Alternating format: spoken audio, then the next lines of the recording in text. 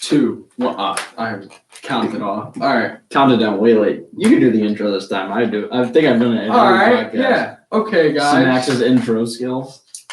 Welcome back to Big Bird Outdoors. I'm Max. I'm Nate. And we're going to be doing a podcast about lifestyle today. I believe that's right. Yeah, you guys get to learn a little We're 20 seconds in and I already can't speak. This is going to be a good one. Oh, but yeah, you guys get to learn a little bit more about us outside of fishing and hunting in the outdoors. Because every time I've done questions like on Instagram stories, it's usually how we get ideas for a podcast. We'll give you guys like a topic and ask a question there. Almost every time someone inevitably asks, "How are you guys? How's Max?" Usually they ask how Max is because it's technically my channel and I run the videos and the Instagram and everything. So it says, "How's Max? How's your buddy Max?" So how's Max? Max is... Sorry, I just got distracted. I don't know why that was down there. That cleaning equipment. Get distracted by clean. This is gonna be a bad one, dude. Oh, it's already bad. I can't speak if you're getting distracted by cleaning supplies. This is a problem. Well, but how's Max? Yeah, Max is good. He's great. Speaking about ourselves in the third person the whole time. Yeah, me, Nate. Me good. There you go. No, but I'm good. Living life. Coronavirus is a little weird, but I actually don't mind it all that much, to be honest. I get to chill out and fish all the time. Exactly. For some people, it's much worse. People that like shopping and stuff, a little different, but I don't really care. I don't care about shopping. Yeah, no. I want to go bowling. Bowling alleys are open, though. I've only went bowling like twice. Are you kidding me? My family enjoys bowling a lot. I don't know why. It's like, you know how like every family has like their weird random thing that they like? Bowling is ours. I can't tell you why, but I think my mom's a pretty kick-ass bowler. Well, that explains it. She threw shot put in high school, so I think that's part of it. Yeah. Yeah. That's pretty good. I mean, they're pretty similar weight. What's a shot put? 9-10 pounds, something like that. I don't throw a shot put. I have no idea. I play football and basketball. That's more to know about Nate. I think I posted something about it way back on Instagram. And I didn't like soccer. Not my thing. Played lacrosse for like 4 years. Liked it a lot because I play defense, so I just get to hit people. That's my job. So, and that's it. I think I'm gonna do football though next year. Probably. Yes, I got him. On it. I think. No, it's a definite. Yeah. Don't let him fool you. It's a definite. Oh yeah. No, but I've played basketball all my life. I've played football for the last 2 years, kicker and punter. Wimpy position. I don't want to hear it. But I played soccer for years before that, so that's why I kind of flipped right over to that. I got bored of soccer. I played baseball when I was younger. Got bored of that, so I picked the two fast-paced things where you get to beat people up. I also did karate and MMA, so I got to beat people up there too. It was fun. Yeah. I did that for, I think I want to say calculated, but I figured out that it was about 7.5 years. Calculated. Of karate and MMA. That was fun stuff. Yeah. And I'm starting to try and get Max into it a little bit because it's good stuff to learn. It's fun to do. Puts a little confidence behind you. I mean, Max is definitely not short on self-esteem and confidence. Neither of us are, which is good, which is kind of why we're on YouTube all the time doing live podcasts. I suppose. But it's a good thing to do, and it's fun. I mean, you get to beat people up without really beating people up until you need to beat people up. If that makes sense. That's when the fun comes in. Mm-hmm. But yeah, so our basketball season just started. We actually just had our first game last night. We won by 18, 17, something like 15, somewhere in there. I don't remember. It was just last night. I forgot. We won. That's all that matters. That's solid. But I mean, that's kind of what's going on with me in sports. What position do you play in basketball? Shooting guard mostly. I'm 6'2" for anybody that cares. That's also why, like, when you see videos and like I'm holding fish and I'm like, wow, that's a nice one. It's like that thing looks tiny. It's because I have big hands.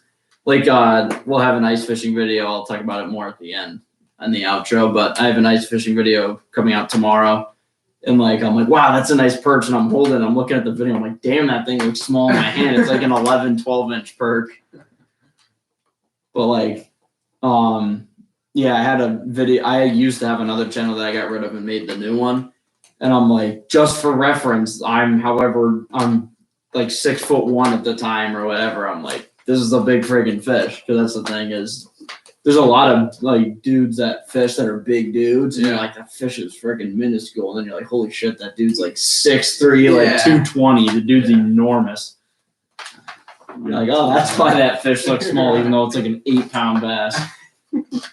Speaking of like weight and heights, you're big into work. I mean, we're both big into working out, but I have a feeling you'll want to talk about that mostly because that's your sport technically. Right. Yeah. Basically. Or exercise is a better way to put it. So I'll give my stats. I would say, well, you don't need to give stats, but where are you at? Like, what are you doing right now for working out? Oh, right now, well, I've been doing. One day I'll do chest, arms, and legs. And I do abs. I try and do that every day. I just got into doing it. Before, I didn't really care that much. Wait, are you cutting right now? Yeah. Yeah. I'm sweating like a rat right now, believe it or not. And then the next day I'll do chest. No, not chest. That's my 2 days in a row. My brother does that stuff, not me. But I do shoulders, back, and abs too on the second day, and I just rotate off that. I'm a little different because I have basketball practice. My days off, I lift. So we have Sundays off every week. Snow days, I'll lift. And when I do, I usually do like a full body type of deal, lighter weight, and just work everything. In terms of where I'm going, I'm trying to put weight on. I'm up 6.5 pounds since November, which is pretty good. That is actually really good. Yeah. I just want to get big. No, I'm just kidding. I don't need to get huge, but for football and basketball, a little more weight doesn't hurt, especially because I'm not a huge dude by any means. Right. So, basically I started when I was young, and this is why I'm cutting right now. When I was young, I was thin, and then for some reason I started just getting chunky large. Picture, man. Yeah, Before you got taller. Oh yeah. I was little chunky monkey max. No, I was a stick. Yeah. I went straight up. I was 6 foot by the end of 8th grade, and I've grown 2 inches since then. I shot up like a weed, dude. I just went, and I was like that big around on my like arms and legs. Like if you look at pictures of me when I was like 8 or 9, dude. Oh my god. Or that picture. Oh my god. Oh yeah. Yeah, there's a picture of me holding a big blackfish when I was like 11 or 12, and I'm like holding it, and I'm like scrunched in like this, all tiny. Oh my god, it was so fun. Yeah, it's like a 9-10 pound blackfish. Right. I'm like all scrunched up and skinny with it. Like not even trying to look like that, but I was just so tiny. Oh my god, that was funny. That is funny. Yeah, another thing I've been focusing on is diet a lot. Yeah, I've been doing that too. Which is funny because that's why like you and I never eat together because we're on totally different things. Yeah. Because I'm trying to like bulk up, so it's just carbs and protein pretty much. I'm usually always like that, but purely that. And I'm just like minimal carbs and as much protein. I've also been doing a lot of potassium because that helps with muscle movements. So a trick for people at home who, if you're looking for potassium or you should be looking for potassium if you're an athlete or a lifter, and one food that people don't think of that's really good for it is potatoes. And I eat potatoes every day, every other day, if not every day, because they're very good for potassium and they're a solid carb at the same time. Little trick for you. Yeah. But basically, I was thin and I got really large, like not the good large. And now I'm a freshman in high school, and probably 7th grade, near the mid to end of 7th grade, I just started naturally thinning out a little bit more because I was growing taller and whatever. I'm not wicked tall by any means. I'm 5'9". That's the average male height in the U.S. So, but basically, I started thinning out. I mean, I'm not shredded by any means, but I've just been really trying to like lift, and I have a ton of leftover skin, so hopefully I'll grow into that. Leftover skin. Yeah, like a lot of it, especially on my back. On not so much the upper back, probably because I work out a lot of upper back. Mm-hmm. But yeah, I had a problem with my lower back growing up. I'd get spasms because I was growing so quickly, and it's such a hard spot to work out. Yeah. Because and as a basketball player, all my work went into my legs, so they would tighten up and just pull on it because So I'm trying to think of like a way to visualize it. So like if this is your spine and it's growing and your muscles aren't growing with it, they just pull.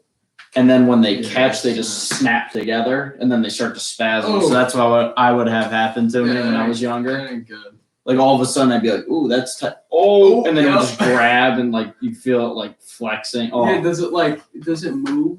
Yeah. So like in my shoulder, it just starts randomly moving. Yeah. So like if you move it too much or move it in the wrong way, you'll just feel it like sort of just grab you. Yeah. And it'll literally spasm and grab you until you move and let it go.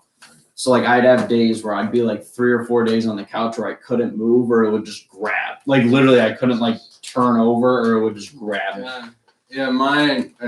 Which means if you're tall and growing fast, work your lower back and stretch your lower back, or it will grab you, and stretch everything around it too. So stretch your upper back, stretch your legs, because then those loosen and take the pressure off your back.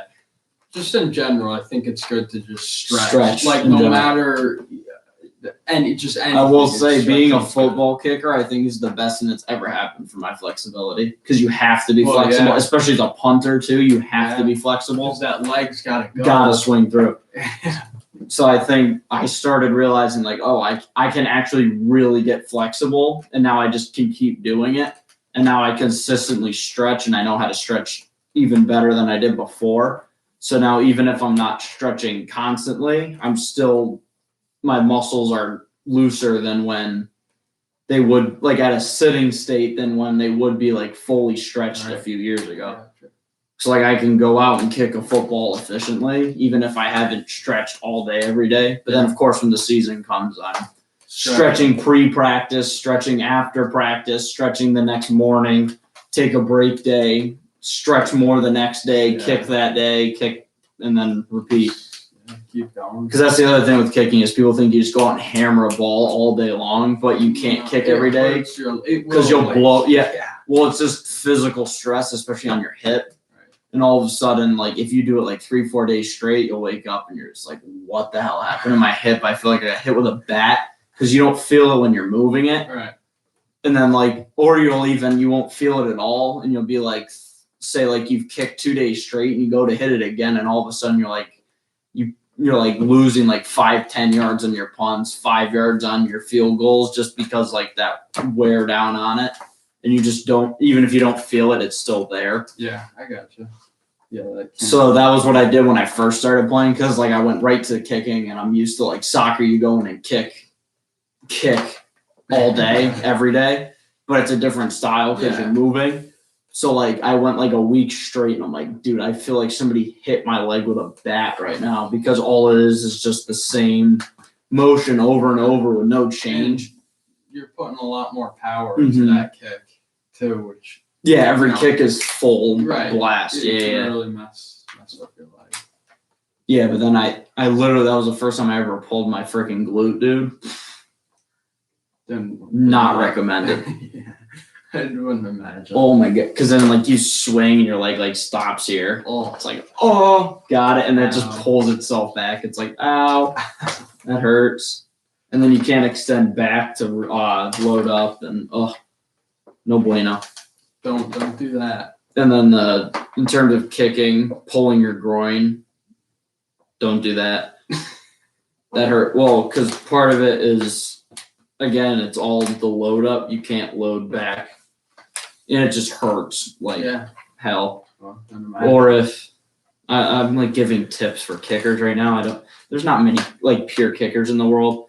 I learned very quickly that if you take your plant leg on a field goal and put it and plant too close to the ball, you can pull your groin on the plant leg. And then that hurts a lot more because every time you plant, the shot goes up and catches that pulled muscle. No, I mean, you can still kick with it because it just hurts. Yeah. But it's not enjoyable. Yeah. Because you're still getting the power from the plant and the drive forward, and then the rest of the work is here. So as long as your plant's good, but it just hurts like hell, and you don't want to kick because of it. No. No bueno. No bueno. I don't know. Have you ever had any fun injuries? I've got a lot worse than those, but those are just the one I thought of. Oh, yeah, no, this one. Just give me your top one because I don't want to go into like injury stories like crazy. I can't remember my top one, but I'll just think when that first came to my head. So we were fishing in Minnesota. I caught a pike. They're really quite slippery when they're a little smaller. So I grab it, so my hand slides right up. I was using a jerkbait with 3 sets of treble hooks, and I was so fortunate to only get one in my finger. No, it's not that fortunate. Yeah, okay, but like fortunate for what it could have been. Yeah, right. Fortunate what it could have been, and yeah, I got it right in there, and just numbed that thing up, and then ripped it out. Pliers. And that was it. I've been bitten by a pickerel. That's unfiltered. Oh, Adam was bit by a pike before. It was funny. Now we're getting into outdoors. It's Yeah. a problem. We're not doing that today. I'm trying to think of probably my ankle when I really did it. Folded it playing basketball. It was basically like top level. I don't know the gradings of sprains, but the worst one. But the orthopedic nurse, she was like, "You're lucky you had a strong ankle because you probably would have torn a couple ligaments." And I'm like, she's like, "You had a strong ankle." I'm like, "Thanks." Yeah. Really appreciate it when I'm in a boot for 3 weeks. I broke my arm once playing lacrosse, but that really wasn't that bad. I've never broken anything. It's not that. Well, Not I gonna mean, wood. if it's bad, it's bad. Yeah, mine was not that bad. It's just like something shattered here, and I don't even remember. Something happened up here, but like if your bone comes out of your skin, that's really bad. Yeah, I don't plan on doing that anytime soon or ever. Nah, I'm good. Yeah, I sprained my elbow really bad one time. Your elbow's not a fun one. How do you sprain it? What'd you do? Get it pushed in. Oof. Ow. Yeah, playing basketball. Ow. Don't do it. Oh. I don't know. What do you got for plans for the future? We kind of talked about it in the last podcast, but now we can actually get in depth on it. Yeah, I mean, we were like, what, hour and... Yeah, we were like an hour. I doubt anybody was still with us on that, but like, we started at like an hour 20 and we went like 20 minutes of like just random junk at the end of the last one. But we started to talk about like future plans and we didn't like get into dead specifics. Yeah. So I think we could do that more definitely. Okay. I don't know. We'll each give a rundown to start and then we can... You and I can grill each other. Definitely make a business. I've been No, talking you're not about allowed to. talking about one of my friends. Future plans are done. None, no more. Let's talk to one of my friends, and we got a plan for that. So hopefully soon we can get that. Make a few more. Doing something now? Yeah, like what? Just nothing like great, but like I don't know what it's called. You buy something and then you sell it for more, basically. Oh, scamming. No, I'm just kidding. I know what you're talking about. Yeah. Like restoration stuff? Yeah, apparently it's illegal, though. No, it's not. It isn't? We watched a video on social studies. Some dudes did it and they were fine. What do you mean it's illegal? To buy and restore and resell stuff? No. I mean, it's legal, right? Oh, yeah, it's legal. Yeah, okay, yeah, that's what I mean. Yeah, I think you said it's illegal. No. I didn't know it was legal until a little while ago, and then I figured out it was legal. So I was like, hey, I was gonna dabble in something illegal until I found out it was good. No, but if you get into like something that you're really like into and start doing like restoration stuff, that's a good way to go. I definitely, when I'm older, hopefully the business and obviously just doing other work or whatever. Once that builds up, definitely want to get into real estate and have people rent out properties that I know, because you can make good money out of that. And then business, that stuff, and then the end goal would be rich. well, yeah, that's the real end goal. Yeah, that is, but just probably buy a cattle ranch somewhere out west, just because I do enjoy that a lot. But I can make it like within hunting and fishing and all kinds of different stuff. Just really like make enough money, young enough where I can kind of just enjoy my life and not have to continue like the hard grind. Like you gotta wake up and you're going to whatever construction work at 18 years old or something like that. I want to just be able to enjoy my life young and then. But still be in a place to do something later on. Right, exactly. That's kind of where, that's American dream right there. Right. At least at the lower level. But that's kind of where I'm at. I'm older than Max, so I'm kind of the next step up the road. Next 4 years college. Maybe playing football. I don't know about that. I'm going in the end. I'm going where it's cheapest, where I can still get the good degree from a good place for the least amount of money. Right now, I just turned 18 on Friday. I don't know if I even mentioned that on the channel. That's why we didn't do a podcast Friday. That's why we're doing one today instead. But I just turned 18, so I'm going to get into investing. I've already got accounts set up. I think I'm going to get the bank account connected to it verified tomorrow, so that I can start actually putting money in tomorrow or Thursday. And then really dig into my other one, like other stuff on the weekend, just to like hammer some things out and really diversify. But I'm hoping to do some stocks through college. Obviously, that's 4 years of growth and growing wealth. And then maybe set like a mutual fund or something just to get some slower compound interest build. But and then hopefully utilize that growth of wealth to help pay off college, but then also be ahead to still be able to do something when I get out. And then obviously Max and I are both workaholics when it comes to money and like physical labor and getting stuff done. That's fun. So I'm thinking literally come out of college. I know my degree that I'm going into zoology and or wildlife management, and I know I can get good jobs out of that because there's people looking for those. Right. Especially wildlife management. If anybody's into this outdoor stuff, that's a very good field because a lot of the people that work in management areas and for either federal or state conservation groups and companies and stuff, a lot of those people are labor workers, so they're not the college educated, so they're actually doing the physical labor, but they're searching for managers and biologists and people like that to actually like put forth that the managing portion of it. So that's kind of where I want to go.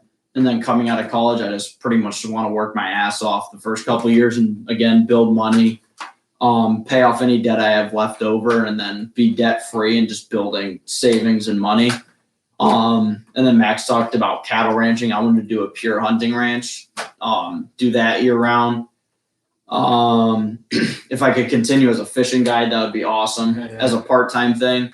And then also, again, as a part-time thing, both of these would be outside of hunting season. So fishing guide, and then do habitat consultation and management. So literally go on to people's hunting properties and make them hunting wonderlands. Yeah. So like you could do like a consultation. So like, all right, you calling me as the dude with expertise in both zoology and wildlife management. And I can tell you need to put this here, move this, change this a little bit. This is where they're going to come through. This is how you can bottleneck whatever turkeys, deer, antelope, elk, whatever the hell it is, wherever in the country. And then like get paid just to do the consultation. But then you can also then pay me to come and actually do it for you so that it's done perfectly correct. Right. You know what I mean? And you'd also, and I know you like hard labor or just I don't. manual labor, and you could do that. Dude, I don't think I could ever sit behind the desk all day. I I have to go out and do something, and I know you're the same way. I have to go out and do yeah. something with my hands. So I think like that would fit me perfectly because it's wildlife in the outdoors, and then it's getting out and nitty gritty. Yeah, that's why I picked ranching because I love. I mean, that's nitty gritty. Right. Yeah. You're doing stuff with your hands all day, but also I love like agriculture and livestock and everything too. So I think that was also fit pretty good for me. Yeah. I don't know. And you and I have talked about it a while ago. Maybe not working for each other, but working with each other at some point. Yeah. Whether it's like, because you'll be or I'll be out of college the year after you're coming out of high school, so. Like you could come work for me for a couple of years doing something, even a few years down the road after that, and then like you could build money to then go what you're doing, right? While I've then built my business, so then I'm at a better spot, and then if you need the better or further help, I could then help. You know what I mean? Yeah. Or vice versa. Even I come help you do stuff, so then you're in a better position. So then I can go off after building whatever. Better myself, and we could just stack with each other. You know what I mean? Yeah, I got you. But no, Max and I are good buddies. So that's the thing is like if there's a way we could help each other because we're both interested in the same things, that would be fantastic. Like if you can find somebody to do work with that you trust, like or that you grew up with, or you have a good business connection with, if you can do that and build that. First of all, build trust is a huge thing. Him and I've known him since he was about yay big. Not literally. Not in the womb. No, that's creepy. Yeah. Not Smurf size, but I don't know about that big. Yes. But like with somebody you trust, so we trust each other like brothers, which helps. Right. Obviously, that's kind of the top level. Yeah. But if you can find somebody you trust, but then find something you're both interested in and build something out of that. So like that's why I work as a fishing guide because I love doing that. So like that's something I'm interested in. So like even when I leave, he could take that over and start doing that from the name of my small business, if that makes sense. I got you. I don't know if you want to do that. I'm not trying to put you on to doing that, but this is my point there. I got you. But then also like if I'm in a position where I'm well off and he's not for some reason, I could say, hey, do you want to come work for me for half a year and do this? I'll pay you this. You can live with me for that time, so you're just paying minimal rent. And then you've built wealth to then go support whatever you would like to do now. And then you have that option to come back, or vice versa. Or I can call on him and say, hey, I need somebody's hands for a few weeks. I'll drop you some extra cash for that. And then he can go and invest that in his business. Right. So I think, like, I feel like that's one of the problems where people get stuck in is they think immediately college and then find a job. They never think, I think entrepreneurship is a huge thing to learn early and understand kind of the inner workings of it and where you can go with it. Because people think find a job. Why not find a job and then build a job on top of it, or work for a couple of years like I said I want to do, and then go make a job out of it, or build your own job out of it. Yeah, I mean, hey, it works. I got these chickens back here. Mm-hmm. At the moment, my parents are buying the food, so that's good. But in the spring, we're getting we're gonna start. We're gonna be fully sustainable. Exactly. Right. Well, we scraps. Exactly. We're getting scraps from restaurants and Nate's family, and just try and get from a bunch of other people. Where I expect my investment. No, I'm just kidding. Basically, we won't be buying any more food, and they'll just all get it for free, and then I can sell their eggs and do whatever. Right now, it's a little slow because I feel like winter stuff. I'm tooting our own horn a little bit, but you and I both have that business mind where is there a way I can do something I enjoy and make money off of it? Like I do animal hides, like something stupid and little. Like I enjoy hunting, but now I'm taking that full availability of that animal I've taken and turning it into a tiny bit of extra cash. Even if it's just like enough for like a tank of gas, it's still money left in your pocket in the end. Hey, should have eight chicks hatch out. One of the hens is hatching out from a baby. She's 8 right now? 8 eggs under her. Within like a week, probably. God damn. They should hatch. Even if it's half of those, that's still 4 new birds. And I'll be selling them all. And again, even if half of those are only, if only half of those are hens, that's still 2 hens dropping eggs. I can just do a straight round $5. No one will know. They could all be roosters. Not my problem if you buy them. You know? Well, then even if you keep them, that's another friggin' dozen eggs a week. And that's meat in the fridge if they're a rooster.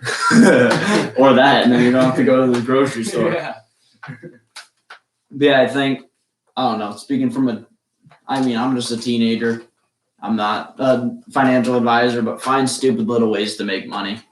Why not? Obviously, money isn't life, but if you can find a stupid little way to make money that doesn't take too much time out of your day, find a stupid little way to make extra little cash. Why not? Like I said, even if it pays for a tank of gas, pays off one of your smaller bills, pays off a tiny bit of groceries, even if it's just like, okay, I have all these other things paid off, I'm already building money in a savings account, or I have extra money already, even if it's, all right, I made $50-$60 off this, let me go out with my buddies and help pay for dinner and have a good time. Go bowling, like we were talking about. There you go. Go bowling. Go bowling.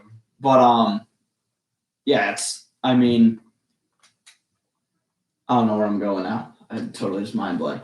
But I would say my main thing is building savings. So now I have some there to do what I want with them. Obviously, now I'm going into stocks, so part of it'll go to that. Stocks is important. Some of it'll sit there for college. Obviously, when we get into the spring and summer and I start doing landscaping work again, I'll build on those savings again. Yeah, Nate's still going through puberty. Yeah, I'm still going through puberty, even though I haven't grown in 3 years. It's cool. But yeah, I think building wealth is an important thing, especially for younger people. Like, I feel like a lot of teenagers, they're told, okay, go out and work so you can pay off your own things, but they're not taught to then, okay, how can I utilize what I have, even if it's minimum wage, with tax on top of it. So I'm bringing home, $8 an hour? 8 times 8 is 64. So I brought home $64 today from an 8-hour day. So how can I take that 64 and pay off anything I may need? Like, I know it depends on the kid because different kids pay off different things depending on their parents. Like, I pay a monthly allowance to my parents so that they can distribute it to bills that I'm a part of. But so I know, all right, so there's that much going towards that. How does this, whatever I made, so we'll stick with that same $64 a day. 4 weekends, you're working both days, 60. I need a calculator for this. No, I'm good at math, but not that good. So 64 times 2 days a weekend times 4 weekend. All right, so we have $512 a month. Say even 200 of that goes to bills and stuff. So we have $312. So now what can I do with that $312? You know what I mean? So short term or long term, sorry, it's not a lot of money. $312 when you're 35 years old isn't shit. But if you turn it into something now, what can it then be? Right. So if we take half of that, I just hit 3 divided by 2. So now we have 156. If we throw 156 in savings, then you still have 156 to spend, but you put $150 in the bank. And then that times 12 months a year, you've saved up $1,800 just by putting half of what you have left over. Like, this is very theoretical and not specific to a situation. But like, that's a way to think of it, and just kind of, like, I'm usually a 50-50 guy, so 50% savings, 50% spending. Except I never use that 50% spending most of the time, and then it ends up in savings. Or I'm very big on saving and then making a major purchase that's necessary. So if I, like, when I got my new guitar, that's necessary to me because I didn't have one, or at least I didn't have an electric. Yeah. So I'm like, all right, I need that to further myself as a musician because it's something I love doing. So I'm going to take this money that I've saved up that for a situation like this and put it towards that. But I'll never take out of that savings below a certain mark. I'm not gonna spit out my exact money just because I don't need to and I don't feel like I don't need to. But like say I'll give a theoretical, say my set amount that I will not go under, and I think this is a very good exercise no matter what age you're at. So even if you're friggin' 12 years old and you've just started getting like $20 for your birthday, ask your parents and go like, hey, I want to put all this money, say you have $300 from Christmas and your birthday. Say I want to put $300 in savings. I'm never going to go below 100.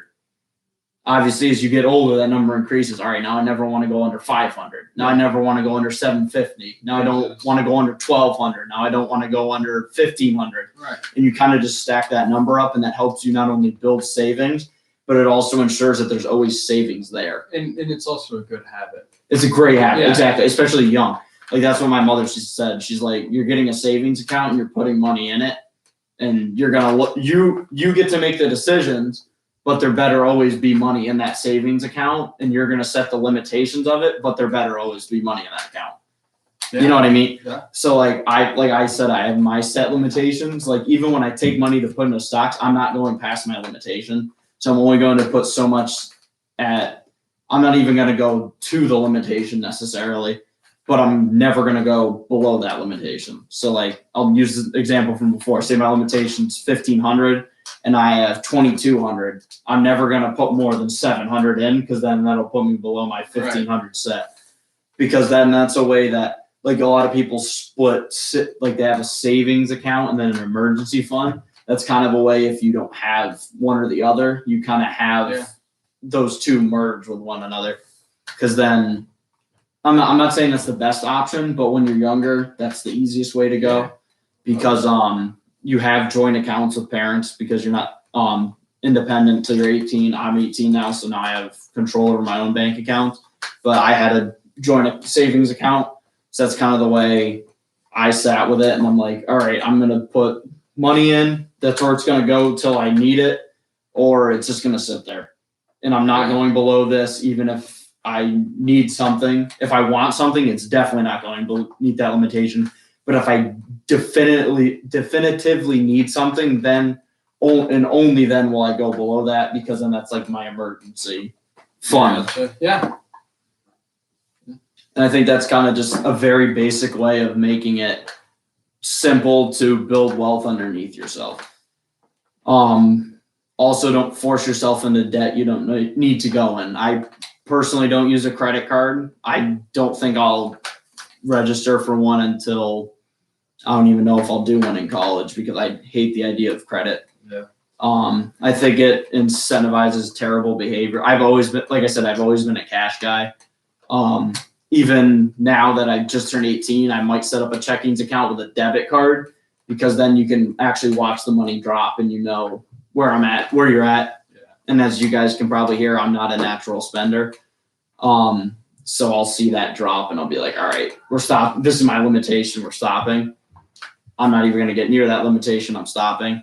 So I don't like the idea of credit cards in general and getting into any type of debt, whether it's credit, loan, stuff like that. That's what I'm saying. I'm building stocks and wealth now so that I won't have the debt later on, or I can piece off as much of it as possible. Yeah. And like I said before, this spring and summer, pretty much all of my work money is either going directly to savings, directly to investing, or necessary fund or payments. Yeah.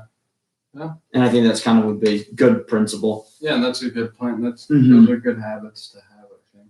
Mm-hmm. And like you said, a lot of it's habit, but a lot of it's principle too. Yeah. And you build habits off principle though, so you need to have the principle underneath it. Like I said, I don't know what it's like because I'm not a natural spender.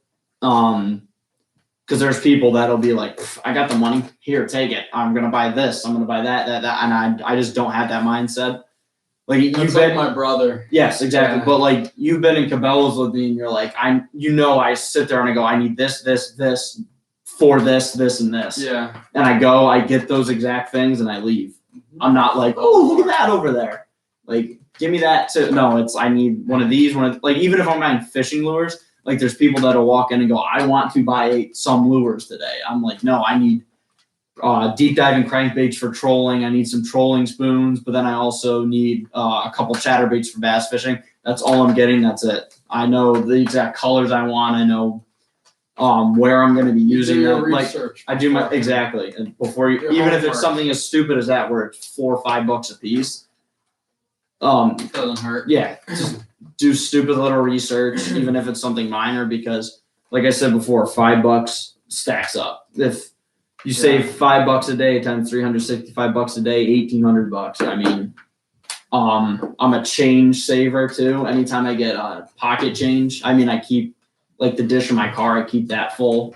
So then like if I want to do exact change somewhere, anytime I get change, it goes directly in a jar until I get an accumulation that goes directly to savings. That's another stupid little way to throw 30, 40, $50 in your bank. Yeah. I feel like I'm giving you tips too, because you're getting to that age where you're going to start. All that money could go, gas. That could be gas. Or it's $50 in your savings twice a year. That's another $100 over 2-3 years. You got $400, and $400 can get you out of a quick pinch if you need it. I mean, hey, if you get pulled over, now I know I did something stupid. Now I can pay off my speeding ticket in court or DMV, not court. But like, I think stupid little stuff. And then like we're talking about future plans. If you don't have any of those good habits where you're saving up and now you're working with tens of thousands of dollars and you're just flicking it away like, oh, I need a $20,000 car now. Dude, buy the $5,000 that you can dump with savings cash and still have that extra 15 grand in your savings. And then you're still putting more savings in from working. And again, going back to that credit thing, I mean, you can get a decent car for $5,000 to $8,000 that'll, like an old friggin' Honda Accord or something that'll last forever. Yeah, it'll last for a while. Even if it's not in like prime condition, of course. If you're getting like an $8,000 car, it's gonna work. Like 3 years, it could. Exactly, and then in that time, you've paid it off cash, so you have no car debt. Then you can build up wealth to then go buy a house, buy a newer car if you then want to get it. Depending on where you are, and then that kind of just leaves that opportunity to build. And I think that's important. Is always looking to grow, and if you stagnate, you kind of get in this vicious cycle of just flatlining. And there's always room for improvement, even if you are at the top. Even if you're making $20 million a year, I mean, you can always improve that. Yeah. Even if it's not in money. I mean, like we're talking funds right now, but because that is a huge part of life. But even if it's not in money, there's always somewhere to improve. I think that's a very physically you can improve, mentally you can improve. There's shit, drop down and do 50 push-ups a night. Right. That it's little. It takes a couple minutes, but you've physically improved yourself. Go for a 20-minute run. You've taken 20. Time is money, but you've taken a 20-minute run to better yourself every day. And then you'll be physically better off for it in the future. Yeah, so you could actually live longer. Yeah, no kidding. Especially cardio. Right. Cardio is important. Well, like you said, like that future outlook's I think that's the hardest thing for people to grasp. Is like I said, I'm a natural saver. So like I don't have that mindset of now, spend. And I know you don't have that either, but kind of that I can't put myself in that mindset of like, all right, what can I do right now? Like, how can I have fun right now? It's like, no, I want to save up and build so then I can do something that's like 10 times that, and I can make that my everyday. You know what I mean? There you go. And that's what I'm saying. Like buying a hunting ranch and just working that every day, like that is just fun. Even if it's hard, tough work, it's fun as hell because it's just exactly what you want to do. Right. Yeah. I like even for the ranching with me. We'll start with business. I love the idea of business, I guess, and I think it would be fun. I mean, you can really make enough money off of business. You could just go anywhere. You can really go just explore a little bit. We got a few people watching live. If you guys have questions, go ahead and ask, or anything just to add in. Go ahead. Yeah. But sorry. No, you're good. What I want to do my first few years, like when I graduate high school, I just want to build up money, and if that money's there, then I want to take time to travel and just experience the world. So maybe I know what I'm dealing with when I get onto it, and then eventually settle down somewhere. That's a very good point, though. But if you can do it in a way that doesn't hurt you financially, that's a very good point. Go out and experience things. Yeah, that's what I'm saying. Like, even if I could come out of college and work my own job, or I'm obviously never gonna bank on this, but I hit the lotto with stocks and I'm way up. I'd still like to go out and work a job. I mean, of course, unless it's I can cash in right now, do my own thing, and be fine. But I'd like to go work another job just to have that under my belt. You know what I mean? More experience. Experience. Experience is actually everything. Time is money, but if you're not putting that time towards experience, you're wasting your time, and then therefore wasting your money. Right. Because if you're putting in the time but not making as much money as you could, then you're still gaining experience. But if you're just stagnating because, all right, this is what I can do, I can make consistent money here. I can do this. It's like, okay, you're making the money, but you're not bettering yourself in experience, and you're not bettering yourself towards a point where you could maybe make more money and live even better. Yeah. No, about that and experience and time is money. I'll be honest. I waste so much time on Xbox that's not even useful to me. I have no interest in becoming a professional gamer or streaming. I have no interest in that, and I'm just wasting my time doing that. So I much rather I try and work out. Well, I do work out at least once a day. That's sometimes. I think that's actually a very important point to look at yourself and realize what you're doing. Yeah, just be honest. Because the two ways I waste time is either mindless tasks. So game. I don't game much, but I'll do it sometime. I'll play cards and stuff and kind of just sit there. I do watch YouTube a lot, but a lot of it's podcast stuff, so it's at least mental stuff, and I'll do it while I'm doing something else. So I guess that's not wasted time. But then the other way I'll use time is actually trying to gain that experience. So searching up stocks, so I know what I can get into next, what's moving in the market, stuff like that. So then even if I'm not throwing money at that stuff and gaining money through it, I'm gaining the experience to then do that later. Yeah. And like I said, listening to podcasts, listening to different points of view. Even as a YouTuber, I mean, not a huge channel, but learning from other people and being maybe I can incorporate this, maybe I can change this to better structure the video, little stuff, even if you're not making money off of it, as long as you're not wasting your time and you're actually gaining experience from it. Yeah. No, as I get older, I think that's a good point. You learn things maybe while you're doing mindless tasks, but you're gaining experience. You said YouTube while you're doing something else. That's important. You can incorporate into what you're doing now. But I think as you get older, I definitely want to do something social media wise, because I know that there's a lot of people make good money social media. I'm not really sure. Even if it's not a main piece of income. Yeah. And that passive income is another thing we should talk about. Passive in terms of money. Because real estate is actually, that's considered passive income. Depending on how you do it, it can be, yes. Yeah. But go ahead. Definitely something social media wise to do in a start, whether that's YouTube, Instagram. I don't think I want to do TikTok. I'm not doing TikTok for life. I have not downloaded it. I will not download it. I have so many problems with TikTok. I'm not even going to get into it. We'll do a podcast on it. Oh, yeah, a whole podcast. Dude, I bet we can find some good TikTok for the anti-hunter things and vegan. Dude, there's some really good vegan TikToks. They're funny as hell. I'm following a person on TikTok that's a hardcore vegan. I just find all just this for stuff funny. It's funny. Yeah, I think social media, first of all, is, I mean, it's been this way for a while, but it's a place where you can at least put yourself out, like I do with my guided service. You can put your your business out there. You can build yourself as a social media personality, make passive income. If you get really lucky, you can make it your full-time income.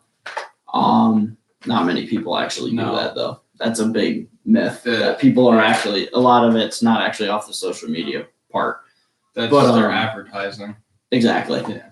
But yeah, I think at least having a part in that is somewhat important.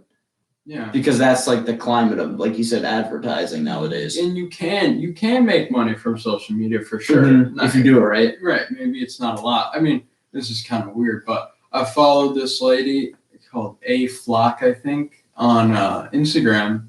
She started January 31st, 2020. And right now I think she has, I'll actually check. A lot.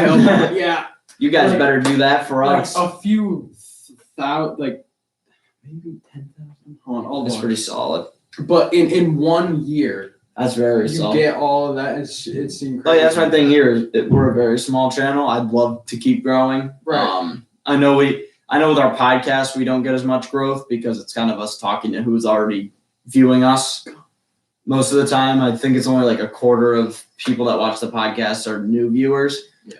Which I think is cool though, because I like talking with the people that are typically engaged, because I think that builds a fan base, and then we can hopefully build out off of that as well. Yeah. But I know our actual videos, these are real videos, but videos are the ones that actually reach out to new people.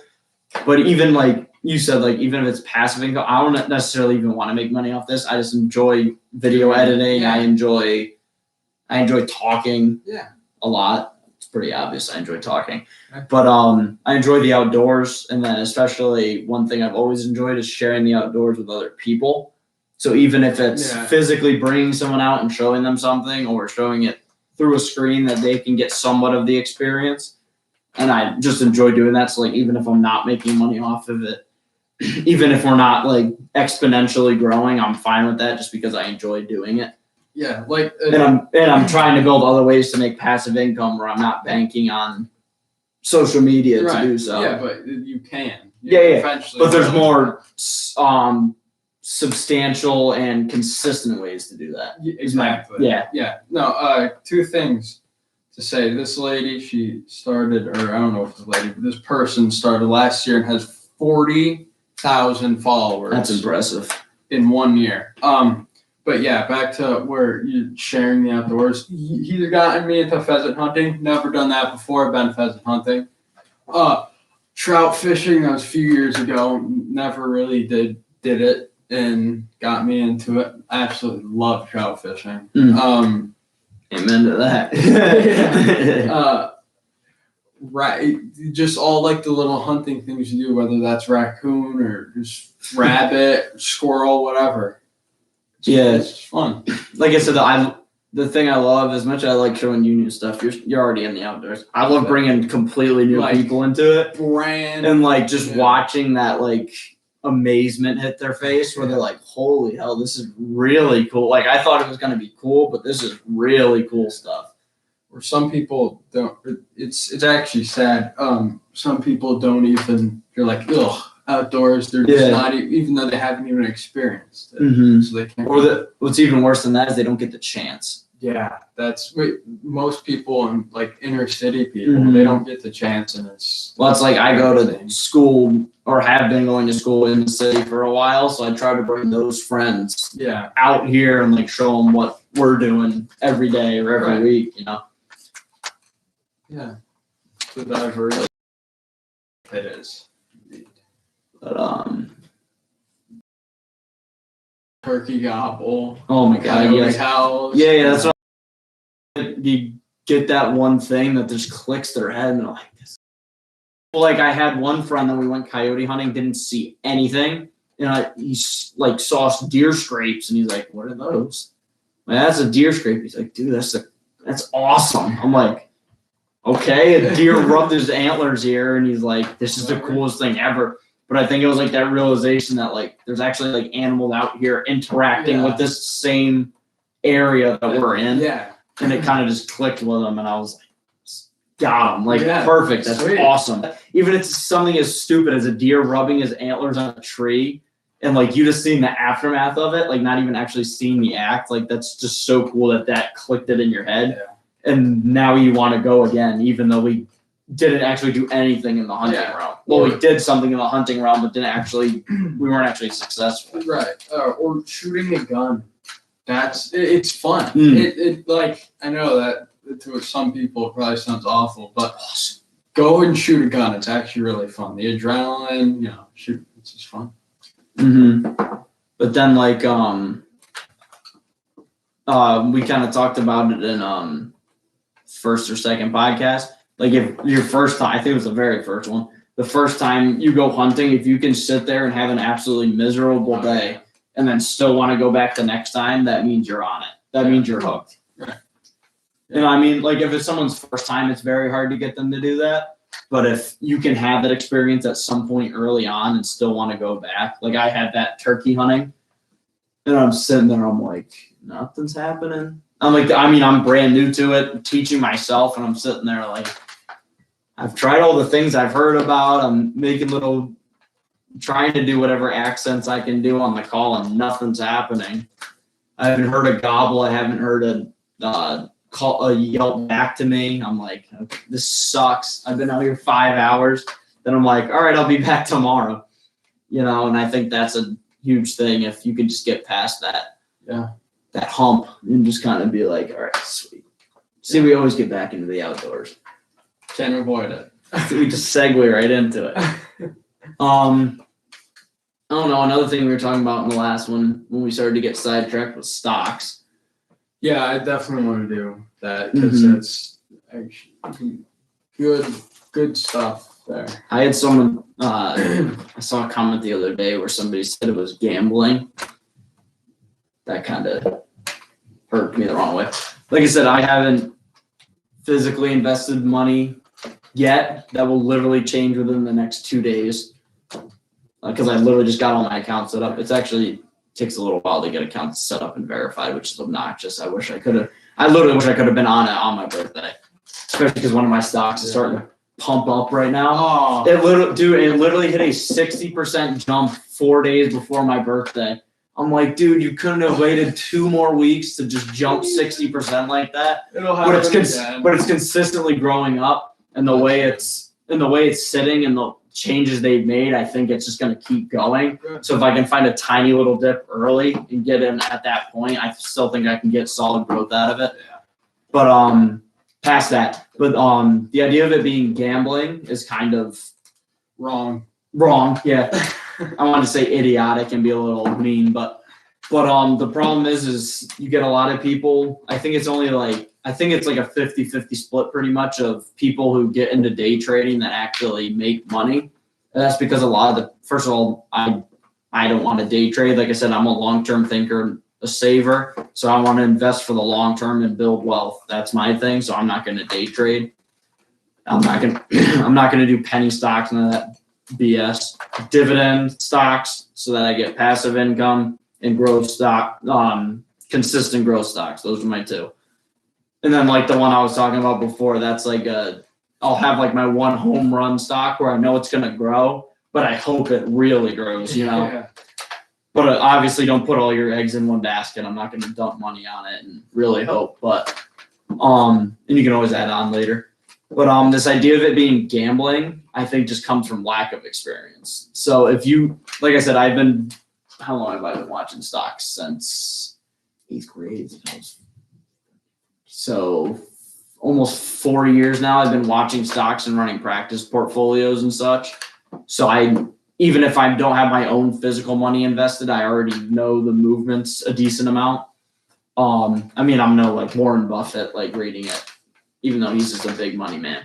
But like I'm not like a day trader, like a professional day trader, professional broker who's like dialed on it like to the T, but I'm quite comfortable when putting myself out there. And I think that's very important before you actually start putting money in by your own hand. Like if you let a brokerage do it for you, okay, that's their expertise going into it. You're trusting them.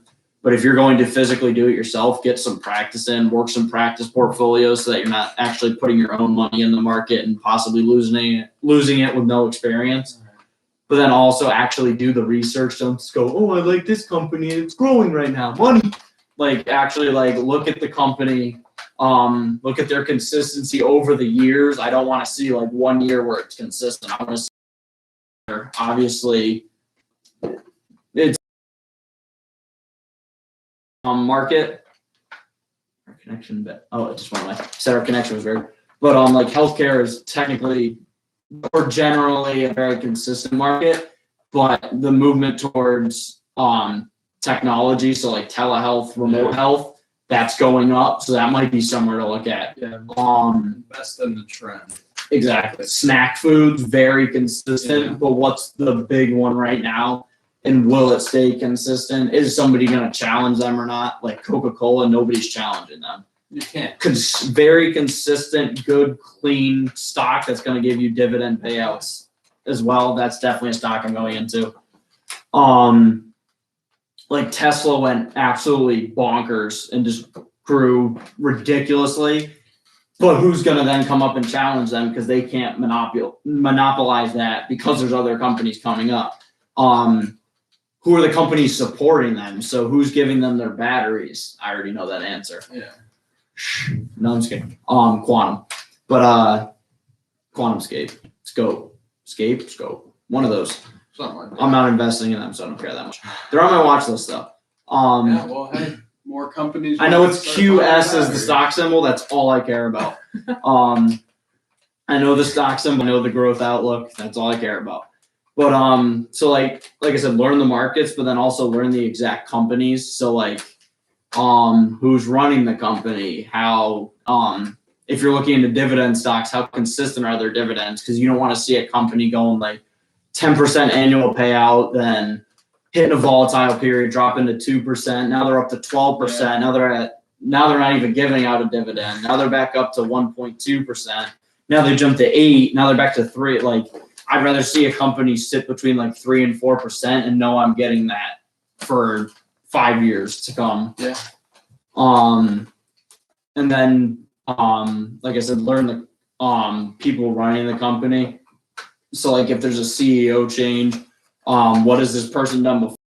Those companies successful? Do they have prior experience as a CEO?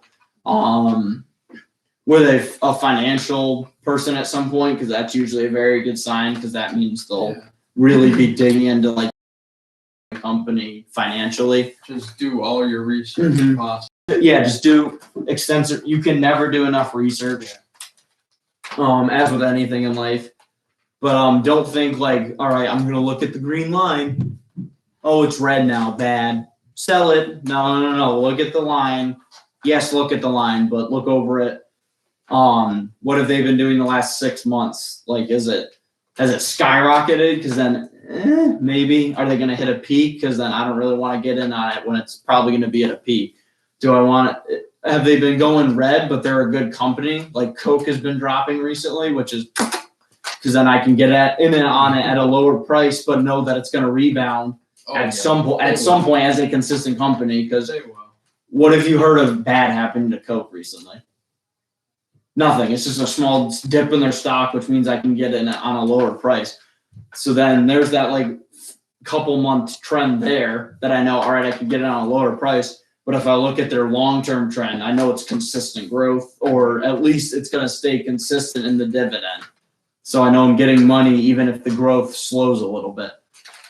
And then, like I said, there's lottery stocks where it is a gamble. Like, who could have said however many years ago it was when Tesla first came around that if I put $100 in it, I'd be tens of thousands, or a few $100 in it, I'd be in the thousands. Yeah, you know what I mean? Like that's sort of like, I mean, there's people who said they read that because it's like the future of cars, but who knew that would be the company that it would happen to, especially when you have major companies getting into that, even though their cars suck. Any new company with Elon Musk.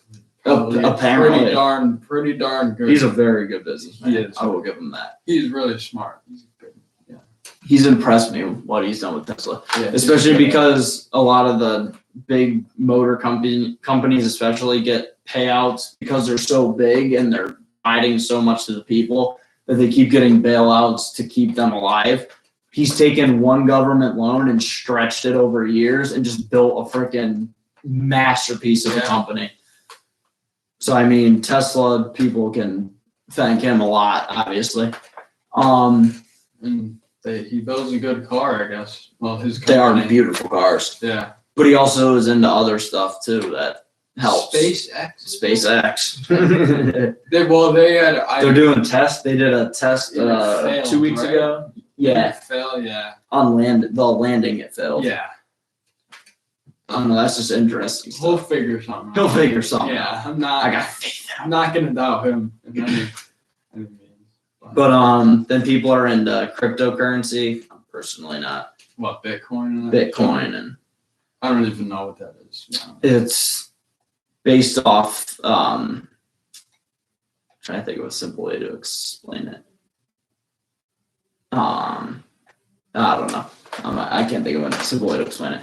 But it's basically with physical money, if you print more, all of it devalues.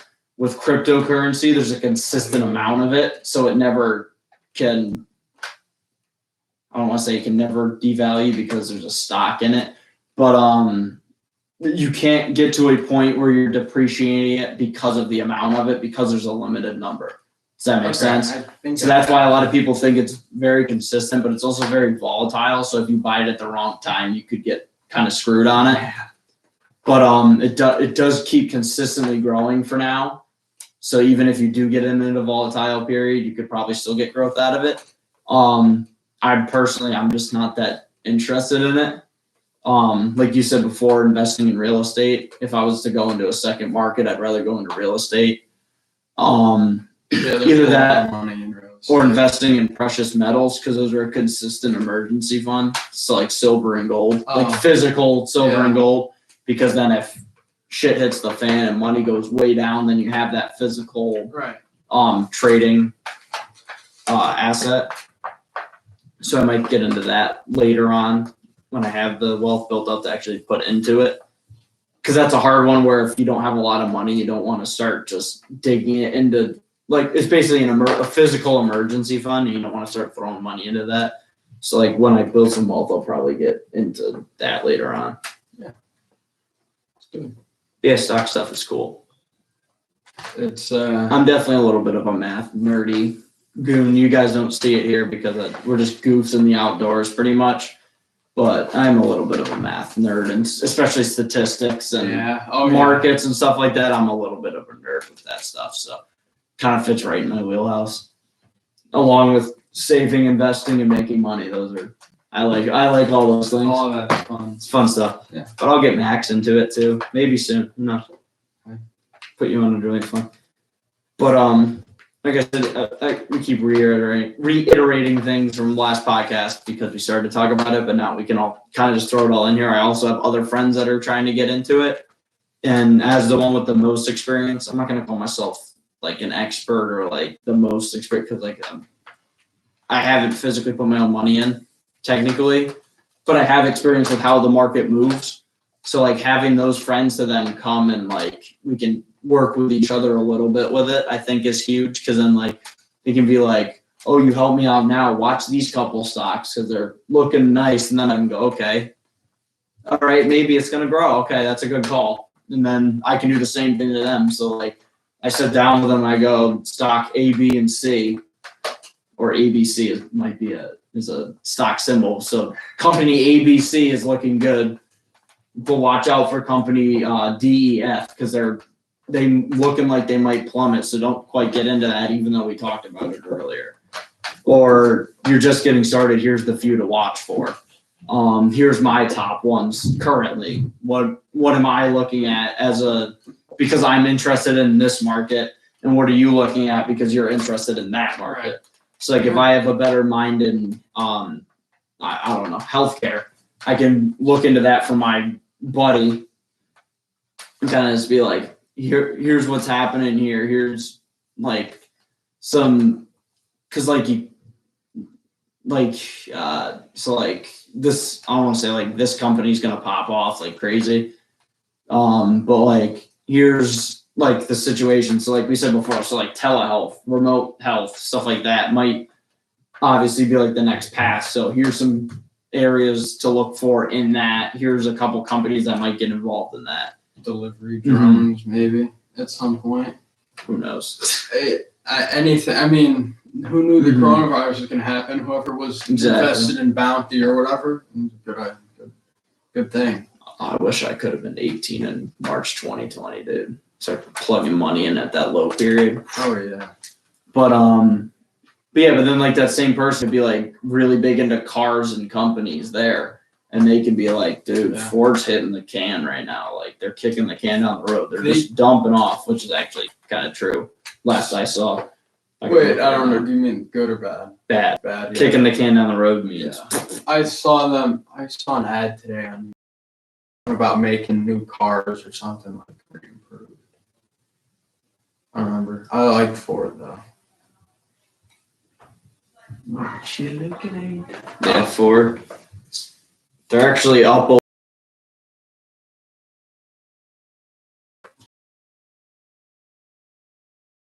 If they really. Yeah. But like I said, all their electric stuff is not even comparable to Tesla. No, Tesla's just on next level. I would say the only one that's challenging maybe is NIO, which is in China specifically. I'm not investing in a Chinese company. Something Norwegian would be good. I did a research thing on it for school. They have a lot of renewable energy in general. Oh yeah, they're very Denmark's the same way. Yeah, the Northern Europe, just Europe in general, very eco-friendly. Mm-hmm. But Norway sold like, what was it? The highest amount of electric cars in any other place in any other nation in the world. Wow. Crazy. But I mean, like, so then what do you look at for other types of energy companies? You know, especially Biden to sign that new executive order that slandered jobs. I mean, whether you agree with them or not, I mean, it's something to look at. Like when you get into the market and you need to be objective. I think that's a big problem people run into is they get so stuck up in what they like. So like, wow, I love this company. Money. Like that. Well, that's what the kids did with GameStop and inflated it big time. And now it's just falling off the face of the earth again because nobody stood on it because it's not a good company to invest in the first place. It's like, so like I'll use a personal example. I haven't eaten McDonald's in I think 8 or 9 years, and I would invest in them almost immediately just because it's again kind of like Coke, an untouched, consistent growth stock. Everybody, or not growth stock, dividend stock. You drive by McDonald's, there's always, doesn't matter there's what always day, people there. There's always, and they're everywhere. It's not, it's not falling off. Hey, Mr. Beast Burger, I'm telling you, that's going to be the next best one. That one's going to be good. But who's like really challenged McDonald's as the top dog? That's the real question. Burger King, nope. Can't Burger King's compare. only gotten worse. Culver's is Wendy's is up there, but it's yeah. McDonald's is the top dog. And as long as people keep going there, it's not going to stop. I pray to God Culver's starts spreading. I love Culver's. Isn't that the one out in Minnesota that out? But the thing is, it's so good. But if there becomes too many of them, then it won't be as good. So I'll tell you a stupid little one that I've cashed in on my practice portfolio of my recent one because I started a new one kind of recently just to see what's really happening right now and what would happen if I get in. I started in December and I'll be I started late November, sorry.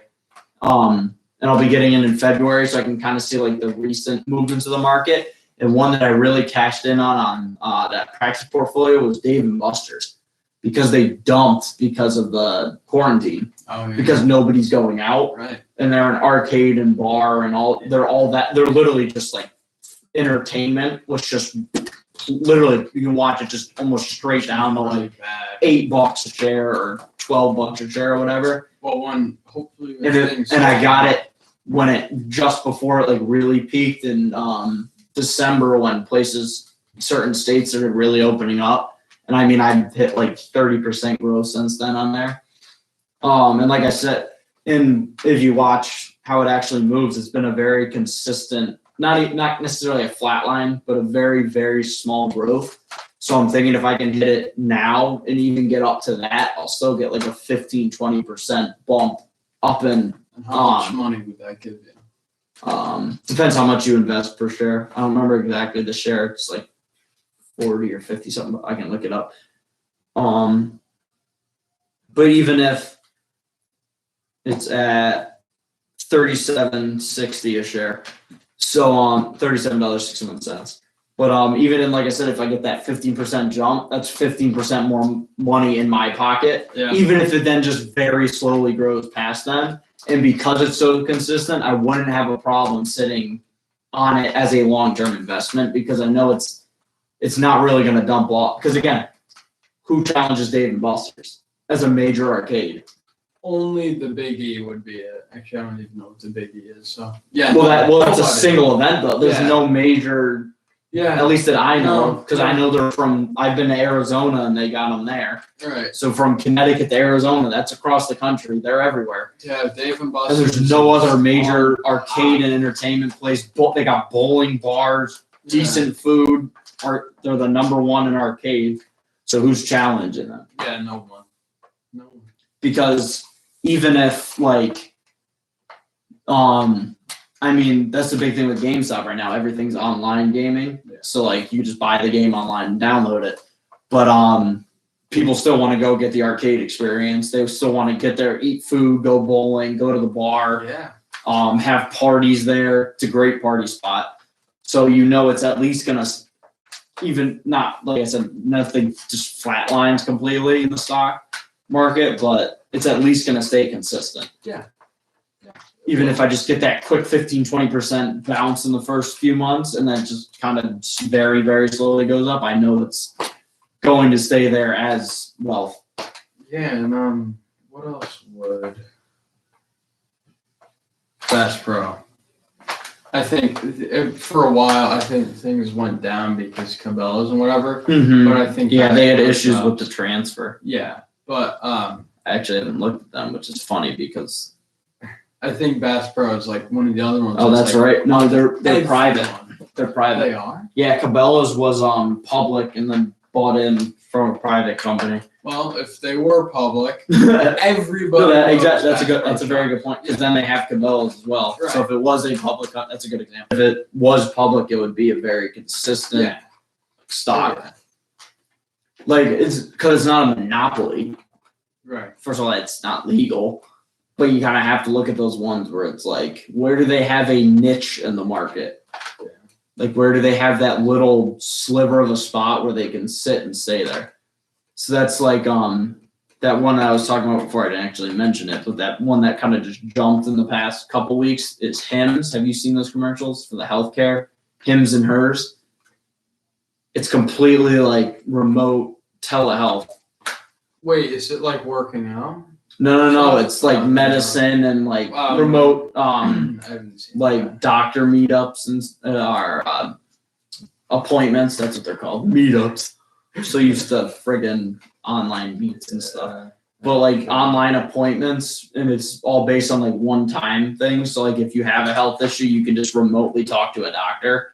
You can get prescriptions and stuff filled by them, and it's just all remote. So like I said, telehealth is the next thing. Yeah. And they're the only ones in that niche of the market in such a large way, and they're only growing. Like they had something ridiculous, like 1.5 million or 2 million customers last year as like their first year as a publicly traded company. And it's like, and you can just literally just watch that number grow as the months went by because of Corona. Yeah. Or even before that, the numbers are just slowly growing, like linear, like just consistently growing. Well, so it's just going to keep going up and up. Well, regardless, it's easier for people. And I think that's what the thing now. Well, then it also appeals to younger people who don't necessarily always seek out medical stuff. So now that first of all, it's remote, so nobody's going to know about it. Right. So like you don't have to tell somebody, oh, I have to go to here and here because I have this. Or even just tell somebody something's wrong and I need to go here. You can do it remotely so nobody knows.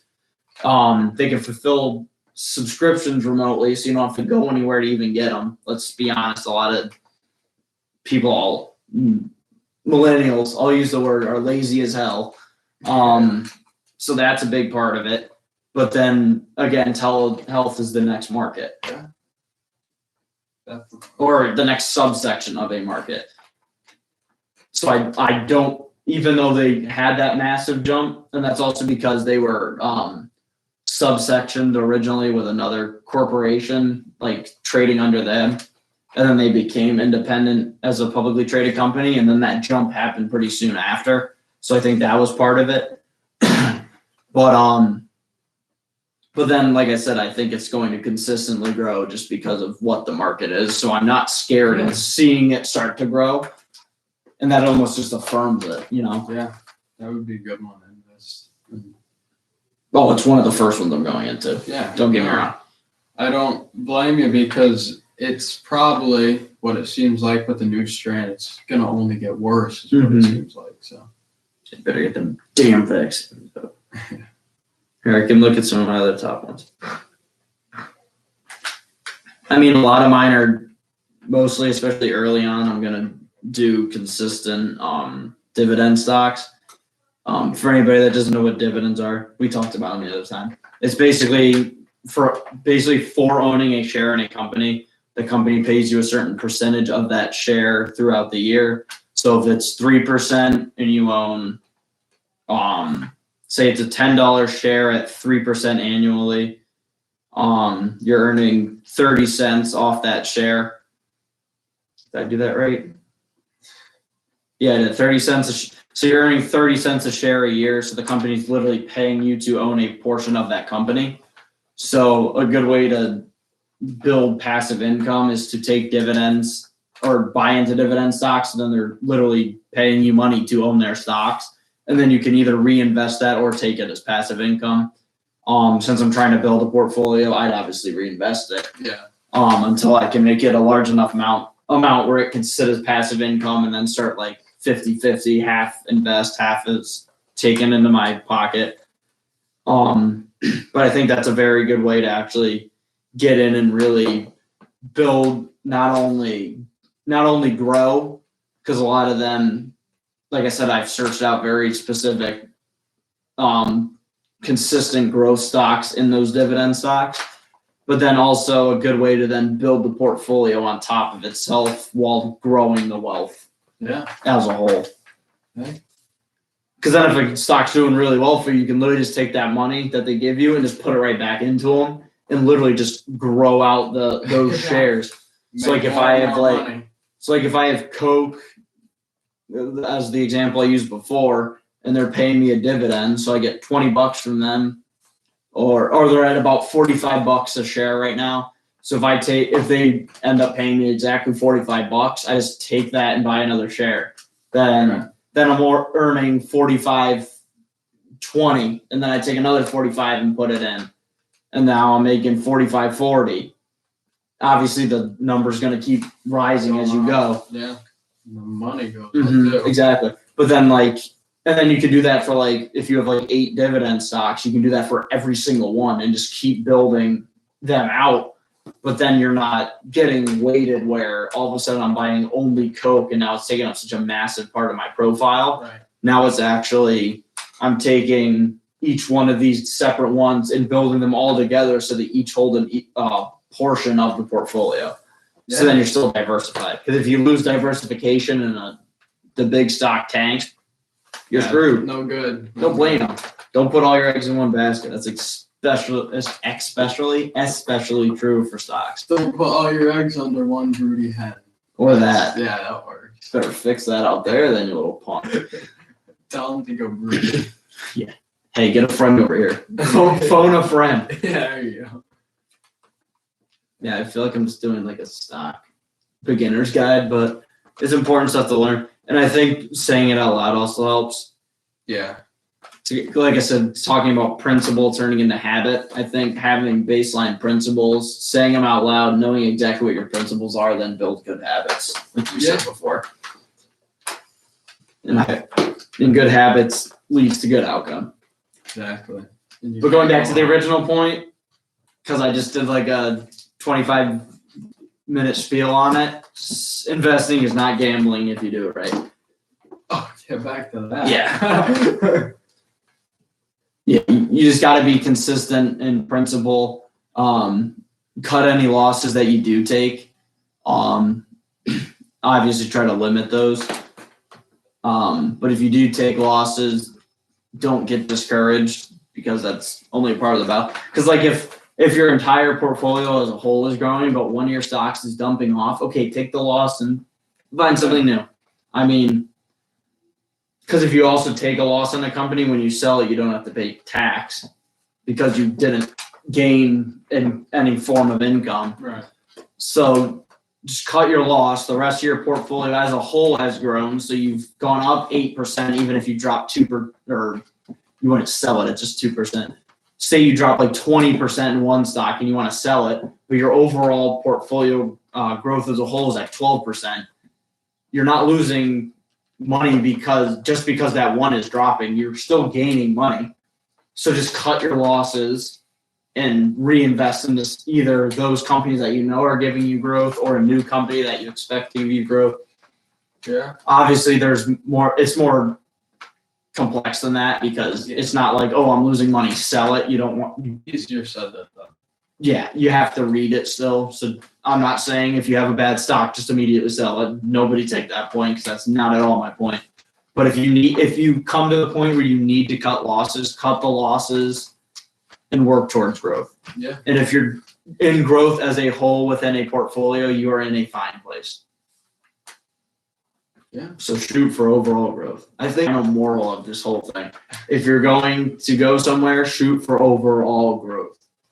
Yeah. Even if it's the tiniest bit, if you are growing in any way, whether it's experience, money, mental capacity, ability in an area, whether it's physical or mental, take little bits and make at least tiny bits of growth. Yeah, because it'll eventually build up all the way. The minute, and like I said, even if you have to regress, cut the losses, learn from the losses, and utilize what you have left. Right. Again, that doesn't even have to be money. No, it could be anything. If you fail, it's like, I know I play guitar. If you start out playing guitar, you mess up and fail a lot, but you can't go, oh, I can't do this exact riff or whatever and just say, oh, I sucked at it today, I'm never going to learn it. No, okay, you're done for the day, cut your losses for that day, come back to it tomorrow, work on it. I guarantee you'll be better than you were yesterday. Same thing the next day. Oh, I got this part of this certain riff or scale or whatever. I got that part down, but I can't get this. All right, so you've grown, but you still have some loss. Work on it. All right, now I've grown that next piece.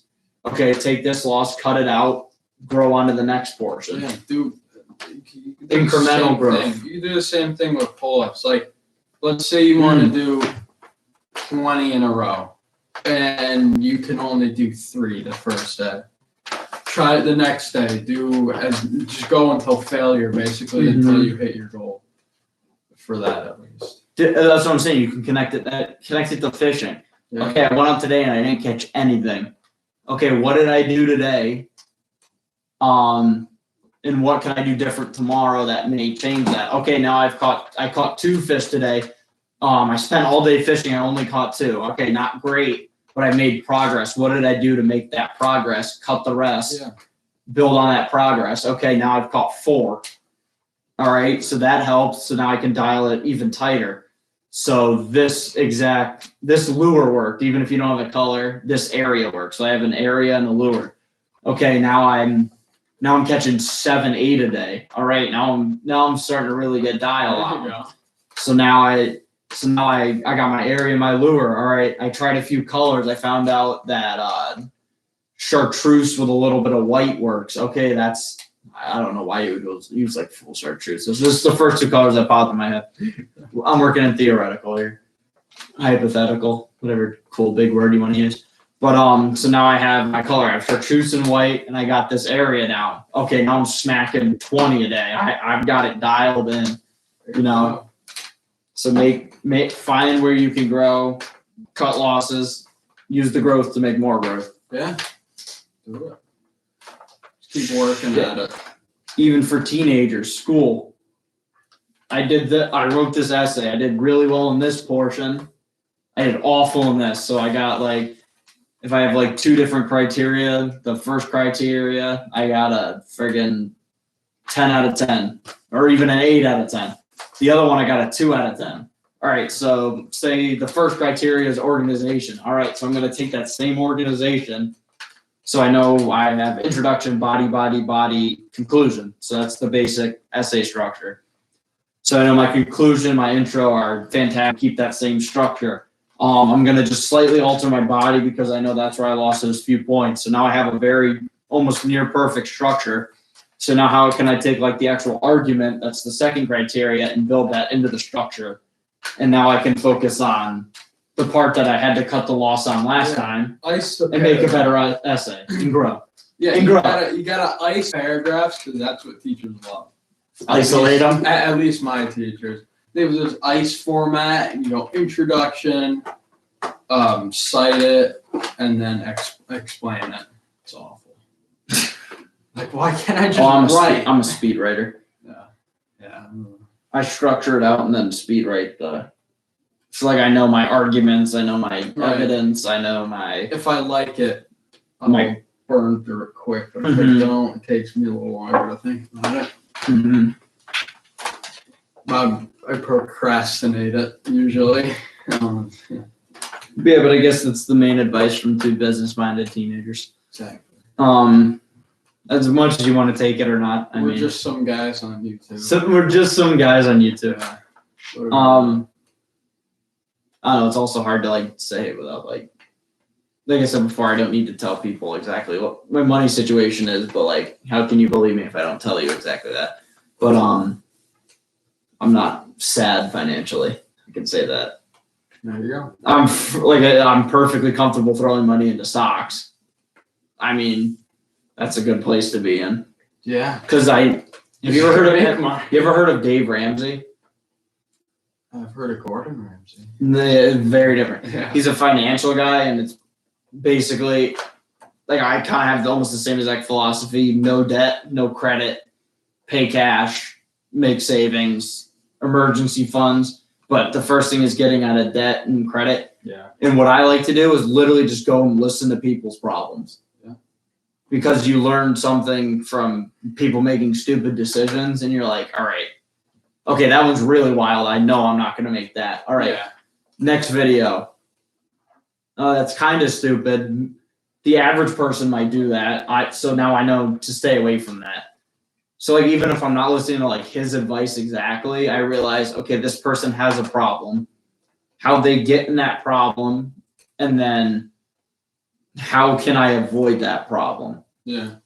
Whether it's his exact advice or not, because obviously I'm not in that situation. You know what I mean? Yeah. So that's why I use the example of buying a $5,000 car instead of a $25,000 or $30,000 car. Take that car now because you're not going to put yourself in debt over it. Build wealth, and then you can go and get the other car later if you really still want or need it. And there may be a better one out that you can afford. Mm-hmm. Yeah.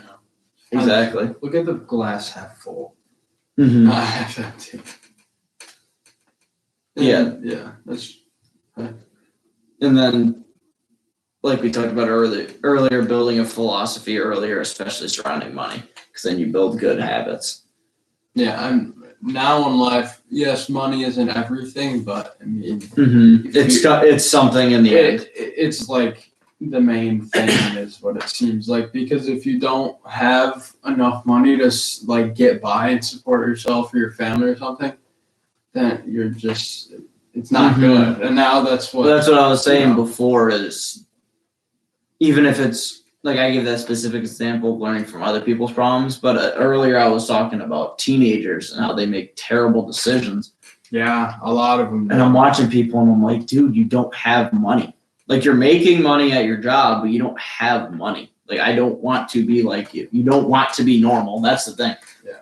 What is it? 60 or 70% of Americans live paycheck to paycheck. You don't want to be normal. You want to be Yeah, you want to be paranormal. right. You want to be not. You want to be different. Yeah, you don't want to be one of those fish in the pond. You want to be a whole kind of another animal. Your own damn pond. Yeah, you want to be a whole different animal. Hell yeah. I want to be the heron feeding on that. No, that sounds like I'm scamming people. But be the alligator. Be the alligator. Hell yeah.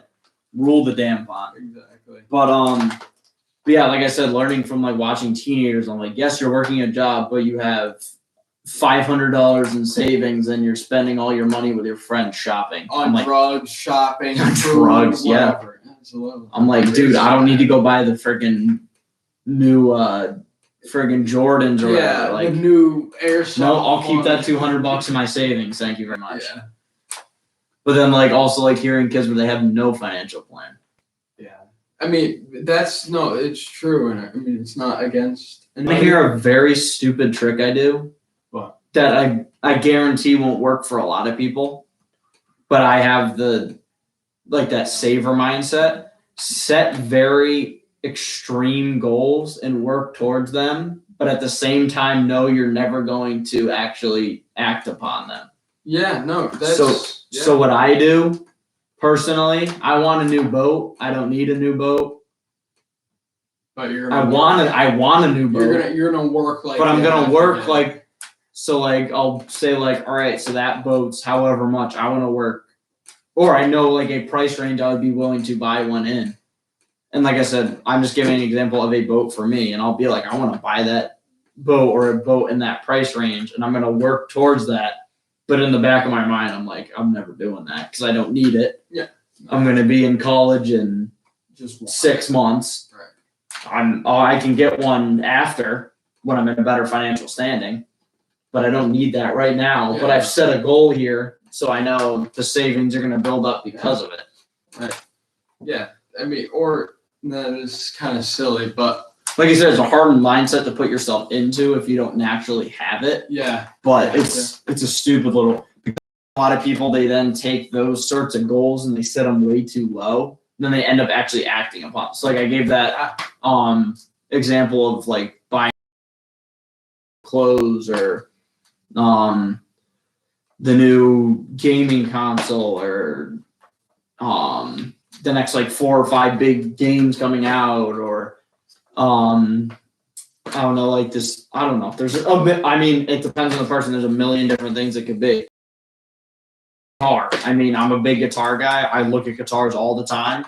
That new chicken for Max because he's weird. But like, I'm not gonna buy that new guitar. I'd love to have it, but I'm personally not gonna go out and buy it. But there's people that'll set that range and go like, that's my goal. Right. So then they save up $700 and then it's all gone on one thing. Yeah. So like, why not say like, I'm gonna buy that like $2,000 one, but in the back of your head you're like, that's friggin' stupid. Why would I work up to $2,000 in savings just to blow it on a guitar when I'm 17 years old or 16 years old when I can just have that money for later on? Yeah. So I think coupling that future mindset with setting extreme goals but never acting upon them is a very hard thing to do. But it has to be an extreme goal if you're gonna do it. Yeah, no, and it's another thing a little different. Always like, I don't know. I hear it from like people that are actually really like famous and have a lot of money. They say they always have dreamed like for huge things, and but I don't know, just like 50,000 square foot house or something like that, and they could end up with that or something a little smaller but huge stuff. But pilots, when they fly a plane, they have to go a little bit further from their destination. So like, let's say I'm going to New York City, I'm in the New Orleans. So the air or the wind is going this way. So, okay, I'm going to Detroit. But in actuality, since that wind is pushing, it's going to push you to New York City or whatever. I don't know the exact. We'll say maybe dream so big, so then eventually you'll fall down at like a really good place where you want to be. So dream past. They hope. That was beautiful. The mindset. No, like I said, extreme goal. Like I said, like I don't need to buy a boat. But Yeah. boats are expensive. I don't care what boat you're looking at. Even a decent used boat, it's expensive. Yeah. So shoot for that big goal, even though you're not going to cash in on it. Then all of a sudden you're sitting with thousands of dollars saved up just because you shot for that goal but knew you weren't going to cash on it. Right. And then all of a sudden you're sitting with like you've been shooting for a $20,000 used boat, and now you're like, oh my god, I got 20 grand in savings. Sweet. Dude, yeah, like You should do a lot with 20 sweet. Let me do it again. Now let me shoot for that $60,000 one. But now I'm actually going to go back and buy the 20,000. Right. So now I've saved another 60,000. So now I'm 60,000 in savings, but I've only used the 20 from before to buy the actual boat I wanted. So now you got 40 grand in savings. No, you've taken the 60, so you have the 60 and just paid out the 20 that you had before, so you have the 60. I got you. Yeah. Or you could do it that way, even still, you're 40 grand up from where you first started. Even if you do it like something stupid, like I want a $1,000 TV. Okay, I've saved it 1,000. All right, now I'm gonna shoot for a big massive in the wall like $3,000 setup. Okay, now I got 4 grand. Now I'll just take the 1,000, put it on a TV. I still got 3 grand up. There you go. Obviously, that's a smaller scale, but yeah, it's the same concept. Exactly. I don't know. That's just one of the things I do. Like but then setting limits, I think, is a huge part that people struggle with spending. Like I said, I'm not a natural spender, so I don't. Yeah, I feel that, but guilty when I spend money, and that's a good feeling. Yeah, I don't like it. I feel like I just wasted. Well, that's where a lot of people get when they're long-term thinkers and they're long-term growth people, and they get these massive amounts of money because they've worked their asses off to get there, and then they start spending it, and they feel guilty because like I've worked so long to save it, but it's like now you're in a position where you can do it and not worry about it. Right. But they're so conditioned to do that it's hard to do it. Yeah, it's like hard mentally. But I'd rather have that problem than be struggling paycheck to paycheck, wondering where the hell am I going to pay off all my debts? Where's this money going this time? No, I agree with that. That's true. Apparently, you and I should be like financial advisors. No, I'm just kidding. I will not be a financial advisor. Nope, sitting down all day. We're not saying everybody needs to follow this advice. This is just what works for us. Personal opinion. Mm-hmm. And I think I can speak for both of us. It's work. That's the thing. Like I know you're not struggling financially. Are you happy where you are financially, even at a young age? I mean, I'd want to be higher, but buying a ton of things. So right now, I'm sure. Hey, I feel the same way. Yeah. Like I said, I pay gas, help pay bills. Yeah. Then basically, those are the things I need. So that's what I'm putting money in. I'm putting money in investing because that will help me in the future. That's where my money's going. Everything else is saving. Yeah. But when I want to buy something, like let's say if I want to buy a new bench press thing, I can buy it if I want to. Mm-hmm. I don't have a need to because it's definitely not top tier, but It works. it works. It works. It does the trick. Don't fix what ain't broke. Exactly. If it is not broke, don't fix it. Mm-hmm. I think that's another principle. Again, another principle to stack on. I keep going back to teenagers because that's the people we're around all the time, seeing them make very stupid decisions with money. And life. Yeah, they think I need to have the next best thing because it's the next best thing, and the next best thing makes me be the next best thing. Popularity doesn't mean shit when you get older when you're broke. Then you're actually because then you're freaking broke. Yeah, and you won't be popular. You're broke. I don't care Yeah. how even if you are so popular, you're freaking broke. Yeah, and you can't do anything. My dad and I just talked about this the other day. Is like dudes that are very good, like athletes and stuff in high school, and then they just wash it all. They're away. popular and everything, and they just dump off because all of a sudden popularity doesn't mean anything when you got responsibility. Yeah. And I think that's a hard part with teenagers, especially ones that grow up well. I mean, they don't see any of the struggle. And there is a lot. I mean, neither of us have honestly grew up with harsh struggles, but compared to some people, we've seen enough of it where we know. in different ways. Both of us have seen it in different ways. Yeah. But also we have parents who have taught us the right way, who have themselves seen even more struggle, or a lot more struggle. Yeah, this is personal, but like my dad, obviously he didn't struggle like I mean, he got kicked out when he was 15 and basically had to live kind of like home. That's To struggle. him. So yeah, I need to do not do that. And Yeah. just don't, that kind of stuff. Yeah, and that's why you see a lot of kids who grow up wealthy and just plummet. Yeah. And mommy and daddy come and save them a bunch of times, but then when mommy and daddy aren't there to save them, they're done Yeah. because they haven't They don't gained anything, because they haven't learned anything from anyone. Yeah. And a lot of rich people, not necessarily teens, but like the people that, like the parents, a lot of them have worked their ass off for it, but also a lot of them have just got it from their mom or dad. It's actually not that much, if you can believe it. What do you mean? Of millionaires, only about 23% earn an inheritance, and only about like 15% of that is like a substantial amount, which is actually kind of That's good. says a lot to the American dream. That's good. But another thing I'll touch on in terms of people like plummeting is athletes, because a lot of them come from really hard spots. Yeah. And don't know how to handle money, and then they get money and just Mike Tyson. kill it. I mean, Mike Tyson did it. Yeah, he bought 2 tigers. Because why not? Hey. But he had problems early, Yeah, and then figured it out a little bit. But the most recent example is Adrian Peterson, who played for the Vikings. Oh yeah, I heard about that. Like earned like hundreds of millions, or well over 100 million in his playing days, and now he's almost flat broke, and then like Sad. 40 million in debt or something like that, or not in debt, but like 40 million unpaid, and all his money basically has to go to that, just because like he trusted somebody else with his money that didn't really know money. So that's why I think like learning stuff early, even if you're not going to hit that level of extreme success, even though I wish it for everybody. Goddamn, if you can get it, go for it. Yeah. But you personally have to at least learn simple financials and set certain guidelines to follow. My goal is let's say I win the lotto or something, I get a lot of money. My very first purchases, let's say if I was old enough to, my very first purchases would definitely be something with real estate or something where I can make money. Investment. Yeah, something where I can make money. So then afterwards, and I know it's stable, I can go and buy it. Mm-hmm. Well, you said you do it in real estate. I'd go to stocks. Yeah, just go. Just because that's what I know. Yeah, go to something that will give you. I'd probably do some real estate too.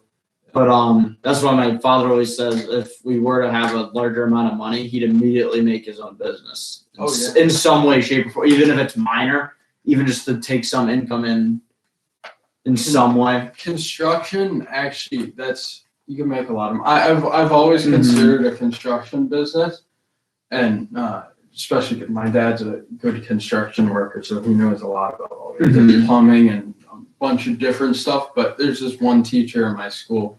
Her husband never even went into college or anything. Fresh out of high school, he started his construction business because he had experience from something, I don't remember what, and he started a construction business, and now they're like very wealthy. Well, rich, I guess, not wealthy. I will say another thing that's often overlooked is trade school. Yeah. I feel like there's so much pressure to go to college where it's just that has to be that. And that's why I said very early on, like I'm looking at money. Like kids just think, oh, I got to go to college. I got to go there no matter what. So like I've only got accepted into one. I have no scholarship. I'm going to end up with 120 grand in debt just to get a degree. Right. And then it's like, and then I'm going to use it on like a liberal arts degree of some variety. And it's like, all right, so now you're 120 grand in the hole with a useless degree. Not all liberal arts are 100% useless. That's a major step. Like philosophy or something like that. It's like, okay, what the hell are you doing with 120 grand dead in the hole with a philosophy degree? But compared to like trade school where it's like 10 grand for a certification, and then you can go into fields, especially if you pick the right trade where you're making like 80 grand as like a starting salary. Yeah. Well, one of my friends he wants to do underwater welding. That you can make a lot of money. A lot. Speaking of niche markets. Yeah, underwater. We have friends, millionaire because he's an underwater welder, or he was an underwater. Well, HVAC's a big one, especially for major industry stuff. Yeah, because there's so few companies that do it and few people that go into it. Yeah, and everything's got to work. The house that you're in, they can, things, electricity that, let's say you're plugged into Wi-Fi, all that stuff came from construction. People had to build it and whatnot, and so construction's pretty good. And those are very consistent areas. Oh, very. Janitor. Well, that's what I was saying, like with major,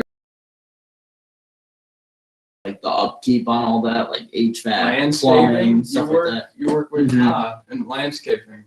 You can make good money too. Speaking of a stupid little field, but I don't mean it's stupid. I just mean it's literally like stupidly easy to get into, and it's better money than you can make minimum wage. Like I feel like a lot of teenagers go like, "Oh, I'm gonna go work minimum wage because that's what teenagers do." It's like, no, I would never. I make 15 an hour instead of 11. But it's more than 11. Right.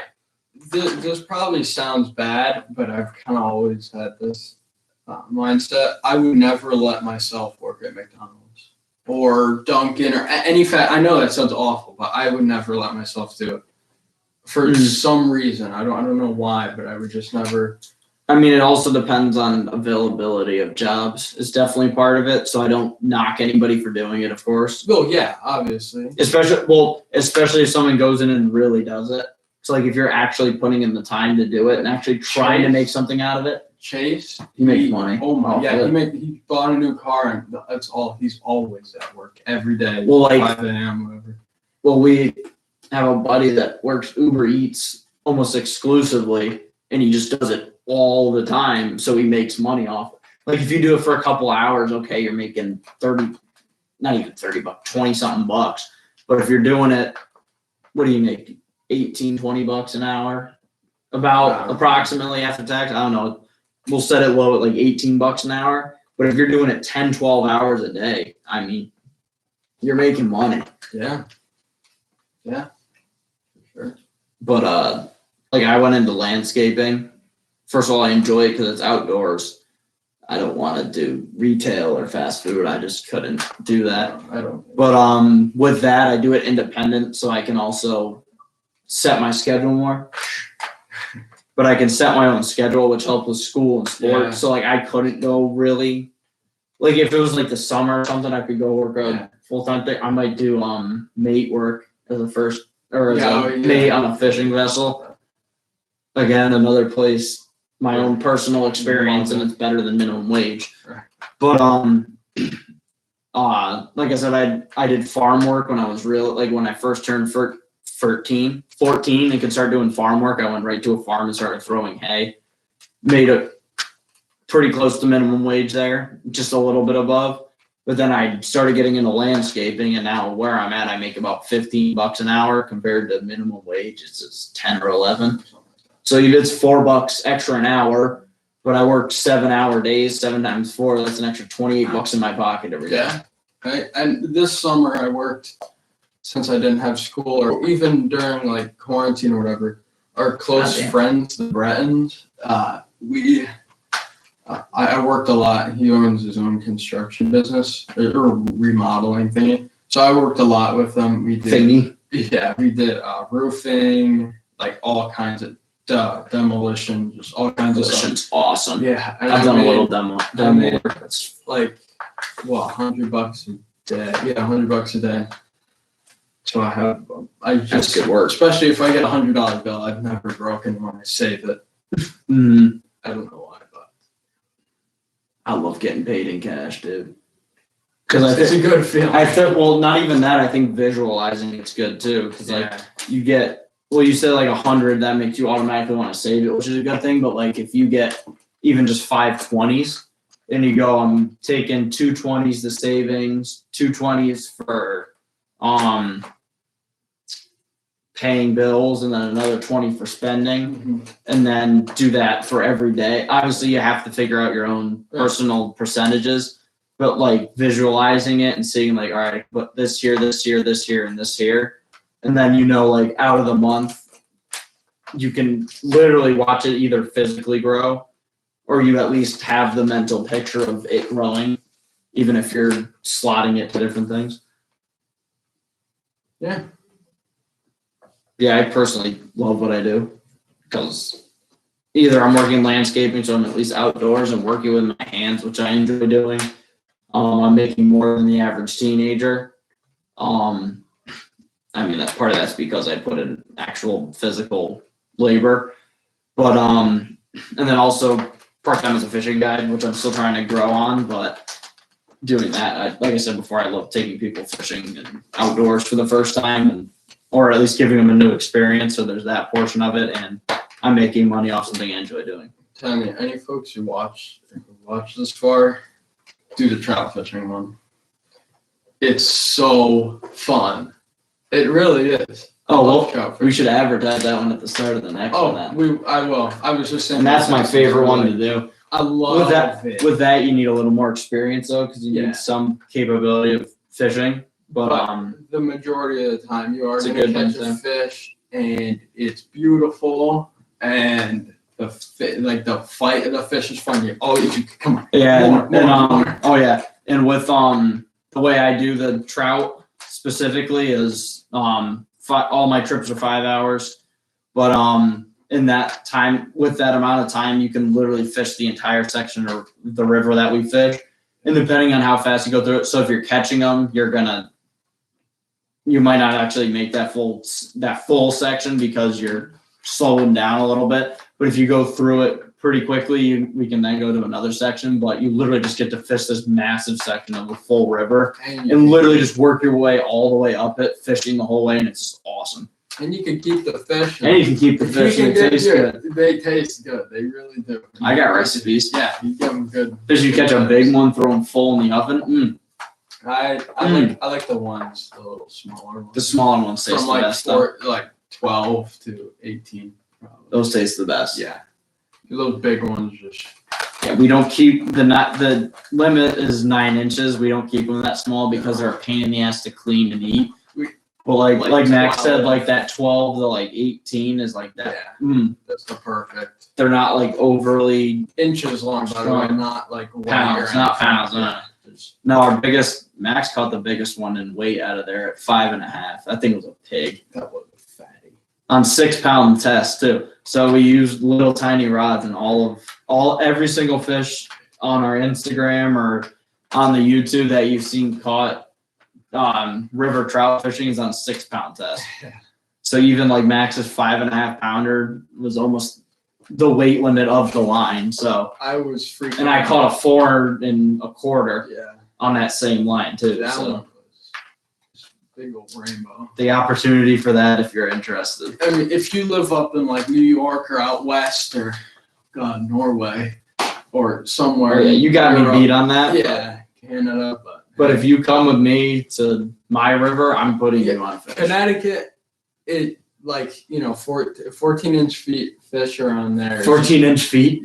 No, fish. I was gonna say fish is weak, but if you go to Connecticut, that a 14-inch fish is like. And like I said, we use the tackle and the style that just makes it feel incredible. Yeah. And it's in a river. Any fish you fight in a river is gonna be awesome. Yeah, they use the current, and that's fun. And I'll put you on fish. I can guarantee it.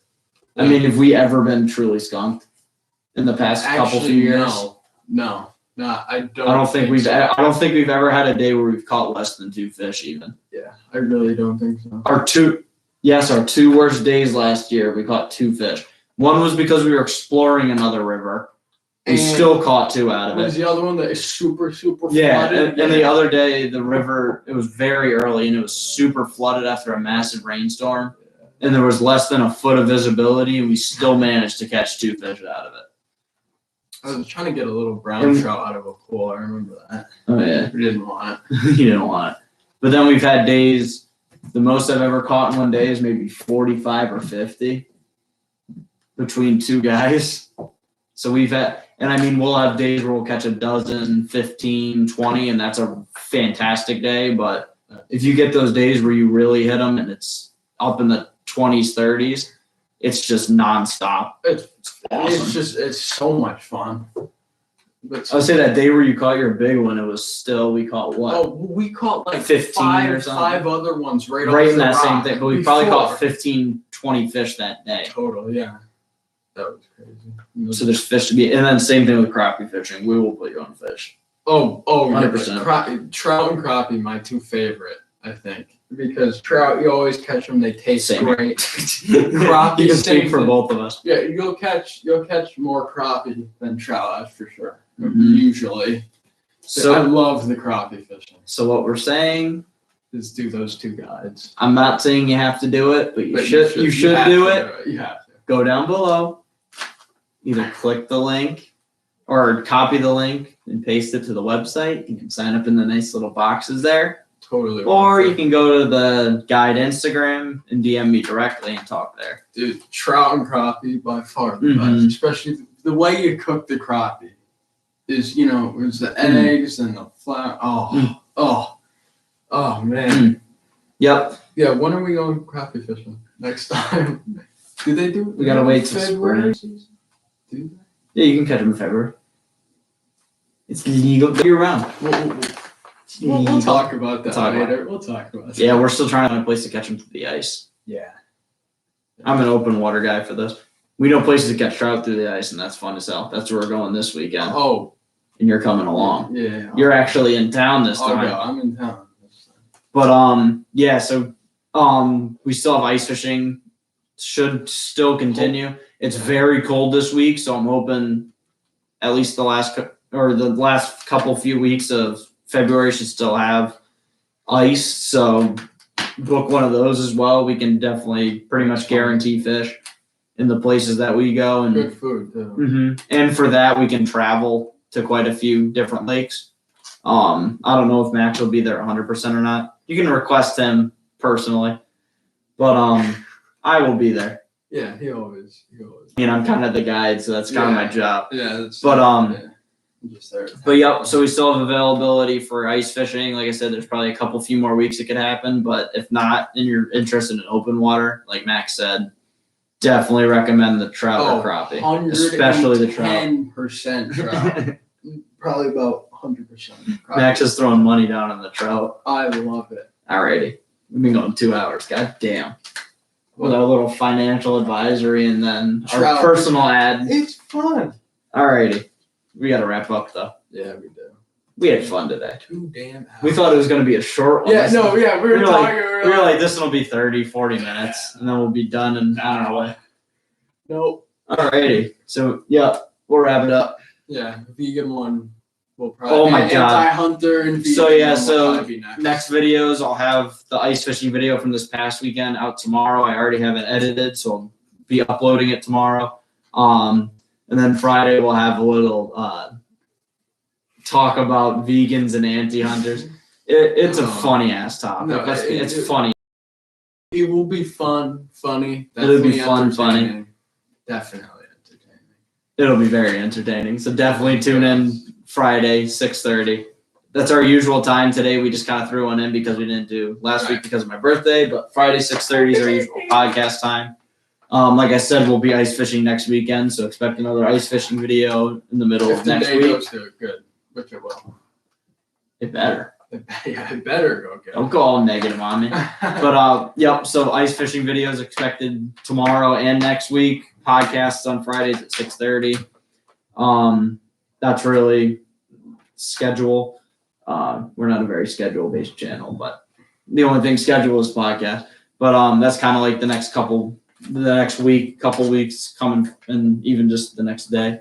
Book a trout guide. Book a trout guide. Please. Go down right now and book one. Come fish with me. And me. No, not Max. I have. If Max it's has trout, to go. if it's trout, I'm sorry. Hey, also with that, we can do up to 3 people. If we have 3 people, we'll definitely probably bring Max to help out. But up to 3 people, there is a $50 fee for each additional person after the first one. So just know that. All that's explained on the website. If you have any questions, of course, DM me on Instagram or I'll email you back through the website. Or you can call me. My number's on the website as well. Or directly email me. Email's on the website. All my info's on the website. So if you have any questions, just ask. Be happy to answer them. Like I said, you can bring up to 3 people because that's about as many as we can physically manage because we need to, especially moving along the river, we need to keep people's safety in mind. So we don't want a group of like 8 people all traversing the river while there's only 1 or 2 of us. But you can bring up to 3 people and keep 2 apiece. So even if it's just me with you, that means we can keep up to 8 fish for you guys. If Max comes, that means we can keep up to 10 for you guys. Yeah, you guys can have them. And yeah, you guys can have them. I probably won't even fish. So that means you guys can catch extras. Do I need a license when I'm 15? No, when you're 16, you lucky bastard. Thank God. Okay, I got really concerned there. But I got concerned. No, it's coming. But yeah, I have to register as a fishing guide though. I don't want to hear it. It's $100 fee. But I can make it up in a trip. So, but yeah, they don't care about that. No. But yeah, so book that. Come fishing with me or us, depending. Do you have anything else to add? If it's just one person, I'll still tag along. So if you guys want a bunch of fish, it'll be 6. It's more fun with multiple people. It is, yeah. I mean, you'll get multiple people with fishing. Yeah. Obviously, because like I said, at least I'll be there, so you'll have me to talk to. I'm sorry ahead of time. No, I'm just kidding. But it's a very fun thing to do, a very good learning experience too, because you can definitely always go back and do it on your own. Don't take my river. But I'm just kidding. But you can apply it to other rivers, the same technique we use. Sure, it'll work. Very consistent. I mean, I haven't really tried it in any other river where it didn't really work. You tried it in that other one. I don't remember what it was called, where we saw the fun van. Remember the fun van? Oh yeah, the fun van. That's a whole other story for another day. But you can use it in basically anywhere that's a similar river and catch fish. Or catch trout, I should say. So book that. Go down there, book that. Tell friends about it. Tell friends about the channel. Subscribe, like, comment, and share. Share. I said share already. I know. Max messed up my clean intro or outro. Turn on the notification bell. Yes, he got another. All right, I think we covered them all. All right, so now we're gonna go. Now that we covered all those, book a fishing trip. Now, let's say them all at once. Subscribe, like, comment, notification bell, share. All right, we got them all dialed out. Perfect. All right, now that we got that done, I'm Nate. I'm Max. And we'll see you either tomorrow's video and the next podcast. Peace. Adios. And end stream. Bang.